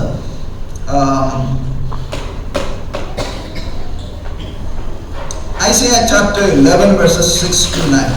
യെശയ്യാവിന്റെ പുസ്തകം 11-ാം അധ്യായം 6 മുതൽ 9 വരെയുള്ള വാക്യങ്ങൾ. ചെന്നായി കുഞ്ഞാടിനോട് കൂടെ പാർക്കും, പുള്ളിപ്പുലി കോലാട്ടുകുത്തികളോടെ കിടക്കും, പശുക്കിടാവും ബാലസിംഹവും തടിപ്പിച്ച മൃഗവും ഒന്നിച്ചു പാർക്കും, ഒരു ചെറിയ കുട്ടി അവയെ നടത്തും, പശു കല്ലുകളോടെ മെയ്യും, അവയുടെ കുട്ടികൾ ഒരുമിച്ച് കിടക്കും, സിംഹം കാള എന്ന പോലെ വൈക്കോൽ തിന്നും, മുല കുടിക്കുന്ന ശിശു സർപ്പത്തിന്റെ കോതിക്കൽ കളിക്കും, മുലകുടി മാറിയ പൈതൽ ആനയുടെ കൊത്തിൽ കൈയിടും. സമുദ്രം വെള്ളം കൊണ്ട് നിറഞ്ഞിരിക്കുന്നത് പോലെ ഭൂമി യഹോവയുടെ പരിജ്ഞാനത്തോടെ പൂർണ്ണമായിരിക്കുകയാണ്. എന്റെ വിശുദ്ധ പദവിയിൽ എങ്ങും ഒരു ദോഷമോ നാശമോ ആരും ചെയ്യുകയില്ല. This is talking about the millennial reign of Christ. ഇത് കർത്താവായ യേശുക്രിസ്തുവിന്റെ സഹസ്രാബ്ദ വാഴ്ചയുമായിട്ട് ചേർത്താണ് പറഞ്ഞിരിക്കുന്നത്. നമുക്കറിയാം That's the time that these things will literally fulfill. അപ്പോഴാണ് അക്ഷരാടിസ്ഥാനത്തിൽ ഈ കാര്യങ്ങൾ സംഭവിക്കുവാനായിട്ട് പോകുന്നത്. Many don't want to accept this wonderful fact that this is going to literally happen in this world. ഈ ലോകത്തിൽ ഇത് അക്ഷരാർത്ഥത്തിൽ സംഭവിക്കാൻ പോകുന്നുവെന്ന് ഉൾക്കൊള്ളുവാൻ, because it is beyond their brain. കാരണം അത് അവരുടെ ചിന്തയ്ക്ക് അതീതമാണ്. Therefore they try to spiritualize it. അതുകൊണ്ട് തന്നെ ഇതിനെ ആത്മീയവൽക്കരിക്കുവാനായിട്ട് ശ്രമിക്കുന്നു. And they say that it talks about the spiritual transformation of people. അവർ പറയുന്നത് ഇത് ആത്മീയമായിട്ടുള്ള ആളുകളുടെ ജീവിതത്തിൽ ഉണ്ടാകുന്ന മാറ്റമാണ് കാണിക്കുന്നത്. For example, the conversion of Saul of Tarsus. ഉദാഹരണമായി പറഞ്ഞാൽ ശൗലിൻ്റെതായിട്ടുള്ള അവന്റെ രൂപാന്തരം. And he was such a ferocious animal. താൻ വളരെ ക്രൂരനായിട്ടുള്ള ഒരു മൃഗമായിരുന്നു. He was turned out to be like a lamb. താൻ ഒരു കുഞ്ഞാടായിട്ട് മാറി. So Isaiah chapter 11 verses 2 onward is talking about such kind of spiritual transformation. അതുകൊണ്ട് തന്നെ യെശയ്യാവ് 11:2 പോലുള്ള വാക്യങ്ങൾ ആത്മീയമായിട്ടുള്ള രൂപാന്തരത്തെ കുറിച്ചാണ് പറയുന്നത്. This is how the scripture is misinterpreted and allegorized. ഇങ്ങനെയാണ് ദൈവവചനത്തെ തെറ്റായിട്ട് വ്യാഖ്യാനിക്കുന്നതും ആ നിലയിൽ ആത്മീയവൽക്കരിക്കുന്നതും. Now from the New Testament, പുതിയ നിയമത്തിൽ നിന്ന് we have the one example, the parable of a good Samaritan. ഒരു ഉദാഹരണമാണ് നല്ല ശമരിയാക്കാരന്റെ ഉദാഹരണം. People who spiritualize or allegorize the scriptures, ദൈവവചനത്തെ ആത്മീയവൽക്കരിക്കുന്ന അല്ലെങ്കിൽ ദൃഷ്ടാന്ത രൂപേണ പറയുന്ന ആളുകൾ many times they contradict each other in their teaching. അത് അവരുടെ പഠിപ്പിക്കുന്നത് പലപ്പോഴും അന്യോന്യം എതിർത്ത് നിൽക്കുന്ന രീതിയിലാണെന്ന് കാണുന്നു. I have heard at least 4 to 5 ways of interpreting that particular passage. He is spiritualizing the passage. ഈ ഭാഗത്തെ 4-5 വ്യത്യസ്തമായ രീതികളിൽ ആത്മീയവൽക്കരിക്കുന്നതായിട്ട് കാണുവാനായിട്ട് ഇടയായിത്തീരും. One day, one brother in the Bible college, he preached. Both these points I got from the Bible college. ഈ രണ്ട് ചിന്തകളും എനിക്ക് വേദപുസ്തകത്തിൽ പഠിച്ച ബൈബിൾ കോളേജിൽ നിന്നാണ് കിട്ടുവാനായിട്ട് ഇടയായിത്തീരുന്നത്. So the man traveling from Jerusalem to Jericho, അവിടെ യഹൂദയിൽ നിന്ന് എരിഹോമിലേക്ക് യാത്ര ചെയ്യുന്ന ഒരു വ്യക്തി, യെരുശലേമിൽ നിന്ന് എരിഹോമിലേക്ക് യാത്ര ചെയ്യുന്ന ഒരു വ്യക്തി, one preacher preached that it refers to a sinner. ഒരു വ്യക്തി അതിനെക്കുറിച്ച് പ്രസംഗിച്ചു, അത് പാപിയെ കുറിച്ചാണ് സംസാരിക്കുന്നത്. I'm not going to get into the details of it now. അതിന്റെ വിവരണത്തിലേക്ക് ഞാൻ പോകുന്നില്ല. Lot of explanations. അനേക വിവരണങ്ങൾ. after few days, another preacher came and he preached. ചില ദിവസങ്ങൾക്ക് ശേഷം മറ്റൊരു പ്രസംഗം കടന്നു വന്നു, താൻ പ്രസംഗിച്ചു. The man traveling from Jerusalem to Jericho is Jesus Christ. യെരൂശലേമിൽ നിന്ന് എരിഹോവിലേക്ക് യാത്ര ചെയ്യുന്ന വ്യക്തി അത് കർത്താവായ യേശു ക്രിസ്തുവാണ്. Audience are confused whether it refers to a sinner or to Jesus Christ. കേൾവിക്കാർക്ക് അവർക്ക് അത് സംശയമായി, അത് കർത്താവായ യേശു ക്രിസ്തുവിനെ കുറിച്ചാണ്, പാപിയെ കുറിച്ചാണ്. So Jerusalem is a picture of heaven according to the second opinion. രണ്ടാമത്തെ വ്യക്തിയുടെ വിവരണം അനുസരിച്ച് യെരൂശലേം അത് സ്വർഗമാണ്. And Jericho is a picture of this world. യെരിഹോ എന്ന് പറയുന്ന ഈ ലോകത്തിന്റെ ചിത്രം. And he has brought more explanation.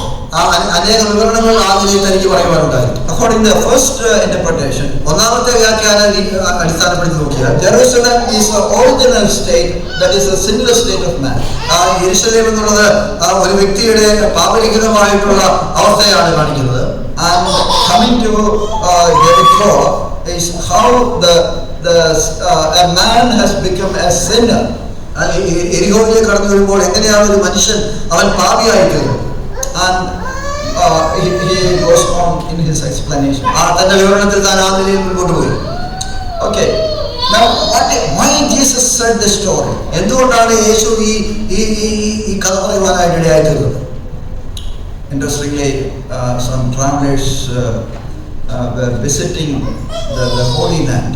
കൗതുകരമായിട്ട് ചില യാത്രക്കാർ അവർ വിശുദ്ധ നാട് കാണുവാനായിട്ട് പോയി.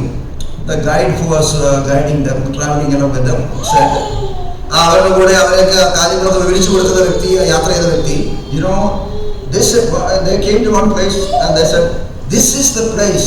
This was the place where the man who was traveling from Jerusalem to Jericho was caught and he was beaten so severely. ഒരു സ്ഥലത്തേക്ക് കടന്നു വന്നപ്പോൾ ഈ വിവരണം നൽകുന്ന വ്യക്തി പറഞ്ഞു, ഈ സ്ഥലത്ത് വെച്ചാണ് യെരൂശലേമിൽ നിന്ന് എരിഹോവിലേക്ക് യാത്ര ചെയ്ത വ്യക്തിയെ അടികളേൽക്കുവാനായിട്ട് ഇടയായിത്തീർന്നു. See, all cooked up stories ആ നിലയിൽ പർവ്വതീകരിക്കപ്പെട്ട അല്ലെങ്കിൽ ഉണ്ടാക്കപ്പെട്ട കഥകൾ with a commercial purpose. അത് സാമ്പത്തികമായിട്ടുള്ള നന്മയ്ക്ക് വേണ്ടി. Beloved brothers and sisters, we should be careful in spiritually interpreting the scriptures. പ്രിയ സഹോദരന്മാരെ, നാം ആത്മീയപരമായിട്ട് ഇതിനെ ആദ്യം വ്യാഖ്യാനിക്കുന്നതിൽ വളരെ കരുതലുള്ളവരായിരിക്കും. How many minutes more? 10 minutes more. Okay. So then we will see quickly the dangers of allegorizing. നമുക്ക് വേഗത്തിൽ ഈ നിലയിൽ ആത്മീയവൽക്കരിക്കുന്നതിനായിട്ടുള്ള അപകടങ്ങൾ നോക്കാം. Number one, it does not interpret the scripture, rather it gives to all manner of fanciful speculations. ഒന്നാമതായിട്ട് അതിന് ആത്മീകമായിട്ടുള്ള വ്യാഖ്യാനം കേൾക്കുന്നതിന് പകരമായിട്ട് അത് വളരെ കൗതുകം ഉണർത്തുന്ന നിലയിൽ അതിനെ തെറ്റായ രീതിയിൽ അതിനെ വിവരിക്കുന്നതായിട്ട് നമുക്ക് കാണുവാനായിട്ട് ഇടയാം. It does not explain the scripture. ദൈവവചനത്തിന് അതിന്റെ അർത്ഥത്തിൽ അതിനെ വിവരിക്കുന്നില്ല. Rather, the preacher will take the audience for a ride. മറിച്ച് പ്രസംഗകൻ കേൾവിക്കാരെ അവരെ ഒരു വലിയൊരു യാത്രയ്ക്ക് കൊണ്ടുപോകുന്ന ഒരു അവസ്ഥയിലേക്ക് കൊണ്ടുപോകും. Allegorical interpretation has no control on one's imagination. ആദ്യ ദൃഷ്ടാന്തങ്ങൾക്ക് അല്ലെ ആത്മീയവൽക്കരിക്കപ്പെട്ട ചിന്തകൾക്ക് അതിന് ഒരു മനുഷ്യന്റെ ബുദ്ധിയിൽ അല്ലെ ചിന്തയിൽ നിയന്ത്രണമില്ല. When on the process of allegorization, ഒരു ആത്മീയവൽക്കരിക്കുന്ന അല്ലെങ്കിൽ അങ്ങനെ ചെയ്യുന്നതിന്റെ പ്രവർത്തനത്തിന്റെ ക്രമത്തിൽ what happens according to their background, the intellectual background or ecclesiastical background, church background, they can think in that terms. അവരുടേതായിട്ടുള്ള അവരുടെ ജീവിത സാഹചര്യങ്ങളുടെയും അവരുടെ സഭയുടെയും പശ്ചാത്തലങ്ങൾ അധിഷ്ഠിതമായിട്ട് അതിന്റെ വിവരണങ്ങൾ ആ നിലയിലായി തീരുവാനിടയുണ്ട്. Okay, and second danger of interpretation, one is left without any means by which the conclusions of the interpreter may be tested.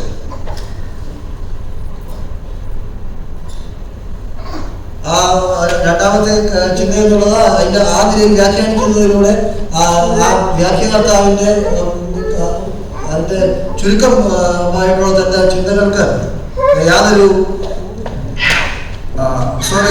there is no way of questioning his interpretation. അങ്ങനെയുള്ള ചിന്തകൾക്ക് ചിലപ്പോൾ ആളുടെ വ്യാഖ്യാനത്തെ യാതൊരു രീതിയിലും ചോദ്യം ചെയ്യുവാൻ സാധിക്കാത്ത ഒരു സാഹചര്യം ഉണ്ടാകും. all the brothers who came and preached, the person who was traveling from Jerusalem to Jericho was a sinner and Christ. They both were led by the Spirit of God. ആ രണ്ട് സഹോദരന്മാർ വന്ന് അവർ യെരൂശലേമിൽ നിന്ന് യെരിഹോയിലേക്ക് യാത്ര ചെയ്യുന്ന വ്യക്തികൾ പാപിയായ വ്യക്തിയാണ് കർത്താവായ യേശു ക്രിസ്തുവാണെന്ന് പറഞ്ഞ് രണ്ടുപേരും ആത്മീയമായിട്ട് അവർ ആ നിലയിൽ പറഞ്ഞതാണ്. They said that they received the message from the Lord. അവർ പറയുന്നത് അവർക്ക് ദൈവത്തിൽ നിന്ന് ലഭിച്ച സന്ദേശമാണ്. My question is, how can same God gives different contradictory sermons? എന്റെ ചോദ്യം എന്നുള്ളത്, എങ്ങനെയാണ് ഒരേ ദൈവത്തിന് രണ്ട് വ്യത്യസ്തമായിട്ട് തമ്മിൽ എതിർക്കുന്നതായിട്ടുള്ള വ്യാഖ്യാനം നൽകുവാനായിട്ട് സാധിക്കും? So the one is left without any means of being questioned. ആ യാതൊരു നിലയിലും ചോദ്യം ചെയ്യുവാൻ സാധിക്കാത്ത ഒരു അവസ്ഥയിലേക്ക് അങ്ങനെയുള്ള വ്യാഖ്യാനം കൊണ്ടെത്തിക്കും. Each one will say that I received from the Lord. ആ ഓരോ വ്യക്തിയും പറഞ്ഞ് എനിക്ക് ദൈവത്തിൽ നിന്ന് ലഭിച്ചതാണ്. Okay, third danger, it obscures the true meaning of the scripture, whereby the hearers are misled to untruth. ദൈവവചനത്തിന്റെ യഥാർത്ഥമായിട്ടുള്ള സത്യത്തിനെ അത് കുറച്ചു കാണിക്കുകയും അല്ലെങ്കിൽ മന്ദരേൽപ്പിക്കുകയും ആ നിലയിൽ സത്യത്തിൽ നിന്ന് തെറ്റിപ്പോകാനുള്ള സാധ്യത ഉണ്ടാവുകയും ചെയ്യും. So many are taught the false thing instead of teaching the truth. അതുകൊണ്ട് തന്നെ അനേകർ തെറ്റായിട്ടുള്ള വിവരണങ്ങൾ പഠിപ്പിക്കുകയും സത്യം പഠിപ്പിക്കാതിരിക്കുകയും ചെയ്യും. What is the authority of our sermon? നമ്മുടെ സന്ദേശങ്ങളുടെ ആധികാരികത എന്താണ്? Because we preach God's word. കാരണം നാം ദൈവവചനമാണ് സംസാരിക്കുന്നത്. Only God's words has the authority. ദൈവത്തിന്റെ വചനത്തിന് മാത്രമേ അതിനുള്ള ആധികാരികതയുള്ളൂ. No my words. എന്റെ വാക്കുകൾക്കല്ല. So allegorical interpretation has no authoritative message. അതുകൊണ്ട് തന്നെ ആ നിലയിൽ ആത്മീയവൽക്കരിക്കപ്പെട്ട സന്ദേശങ്ങൾക്ക് ഒരു ആധികാരികത ഉണ്ടായിരിക്കുകയില്ല. One person may say a passage teaches a certain truth allegorically, whereas another may see an entirely different teaching. ഒരു വ്യക്തി ചിലപ്പോൾ ഒരു ഭാഗത്തെ ദൃഷ്ടാന്തരൂപേണ ഒരു രീതിയിലാണെന്ന് പറയുകയും മറ്റൊരു വ്യക്തി അതിന് തികച്ചും വ്യത്യസ്തമായ രീതിയിലാണ് അതിന്റെ വിവരണം നൽകുവാനും ഇടയുള്ളത്. So it's a way of wresting the scriptures from having any certain authority. ആ ഏതെങ്കിലും ഒരു ആധികാരികത ഉണ്ടാകാതിരിക്കുന്നതോളം അന്യോന്യം മൽപ്പിടിക്കുന്ന ഒരു അവസ്ഥയിലേക്ക് ദൈവത്തെ എത്തിക്കുന്ന സാഹചര്യമാണിത്. The basic authority of one's message ceases to be the Bible, and the basic authority becomes one's imagination then. അവിടെ ദൈവവചനം ഒരു വ്യക്തിയുടെ ദൈവവചനത്തിന്റെ പ്രസംഗത്തിന്റെ ആധികാരികമാകുന്നതിന് പകരമായിട്ട് അവരുടെ ചിന്തയാണ് അതിൽ പ്രവർത്തിക്കുന്നതായിട്ട് കാണുവാനായിട്ട്. So according to each one's background, he can speak whatever he wants. അതുകൊണ്ട് തന്നെ ഓരോ വ്യക്തിയുടെ പശ്ചാത്തലത്തിന് അനുസരിച്ച് അവർക്ക് പ്രസംഗിക്കുവാനായിട്ട് സാധിക്കും. You can take a passage and preach whatever you want. ഒരു ഭാഗം എടുത്തുകൊണ്ട് നമുക്ക് എന്ത് വേണമെങ്കിലും പ്രസംഗിക്കാം. Once there was a priest who always used to poke the bishop of the community. ഒരു പട്ടക്കാരുണ്ടായിരുന്നു. അവരുടെ ബിഷപ്പിനെ എന്നും എപ്പോഴും ആ നിലയിൽ കുറ്റപ്പെടുത്തുന്ന ഒരു വ്യക്തി. People always liked the priest's sermon because he was an eloquent preacher. എപ്പോഴും ആ പട്ടക്കാരന്റെ പ്രസംഗം ആളുകൾക്ക് ഇഷ്ടമാണ്. കാരണം വളരെ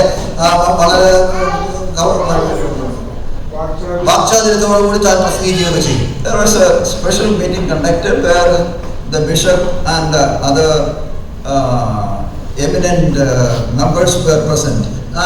ബിഷപ്പ് പോലെ പ്രമുഖരായിട്ടുള്ള ആളുകളൊക്കെ സാന്നിധ്യമുള്ള ഒരു മീറ്റിംഗ് നടക്കുകയായിരുന്നു. Bishop knew for sure that the priest would attack him. ബിഷപ്പിന് വളരെ വ്യക്തമായിട്ട് അറിയാമായിരുന്നു ഈ പട്ടക്കാരൻ തന്നെ ആക്രമിക്കുമെന്നുള്ളത്. Therefore the text was given to the preacher. അതുകൊണ്ട് തന്നെ ആ ഭാഗം പ്രസംഗത്തിന്റെ കരങ്ങളിലേക്ക് കൊടുത്തു. ആ പ്രസംഗ വിഷയം പ്രസംഗിക്കാനുള്ള ഭാഗം തനിക്ക് കൊടുക്കുവാനിടയായിരുന്നു. The text was Genesis 1:1. പ്രസംഗ വിഷയം എന്നുള്ളത് ഉൽപ്പത്തി 1:1. So nothing to speak against the bishop. അവിടെ ബിഷപ്പിനെതിരായി സംസാരിക്കാൻ യാതൊന്നും ഉണ്ടായിരുന്നില്ല. In the beginning God created the heavens and the earth. ആദ്യം ദൈവം ആകാശവും ഭൂമിയും സൃഷ്ടിച്ചു. After explaining it for a while, and the preacher said, അത് കുറച്ചു നേരം വിവരിച്ചതിന് ശേഷം ആ പ്രസംഗകൻ ഇങ്ങനെ പറഞ്ഞു, God was not like this bishop who was sitting idle. ഇങ്ങനെ നിർദ്ദീപമായിട്ടിരിക്കുന്ന ഈ ബിഷപ്പ് പോലെ അല്ല ദൈവം. And he works. He works.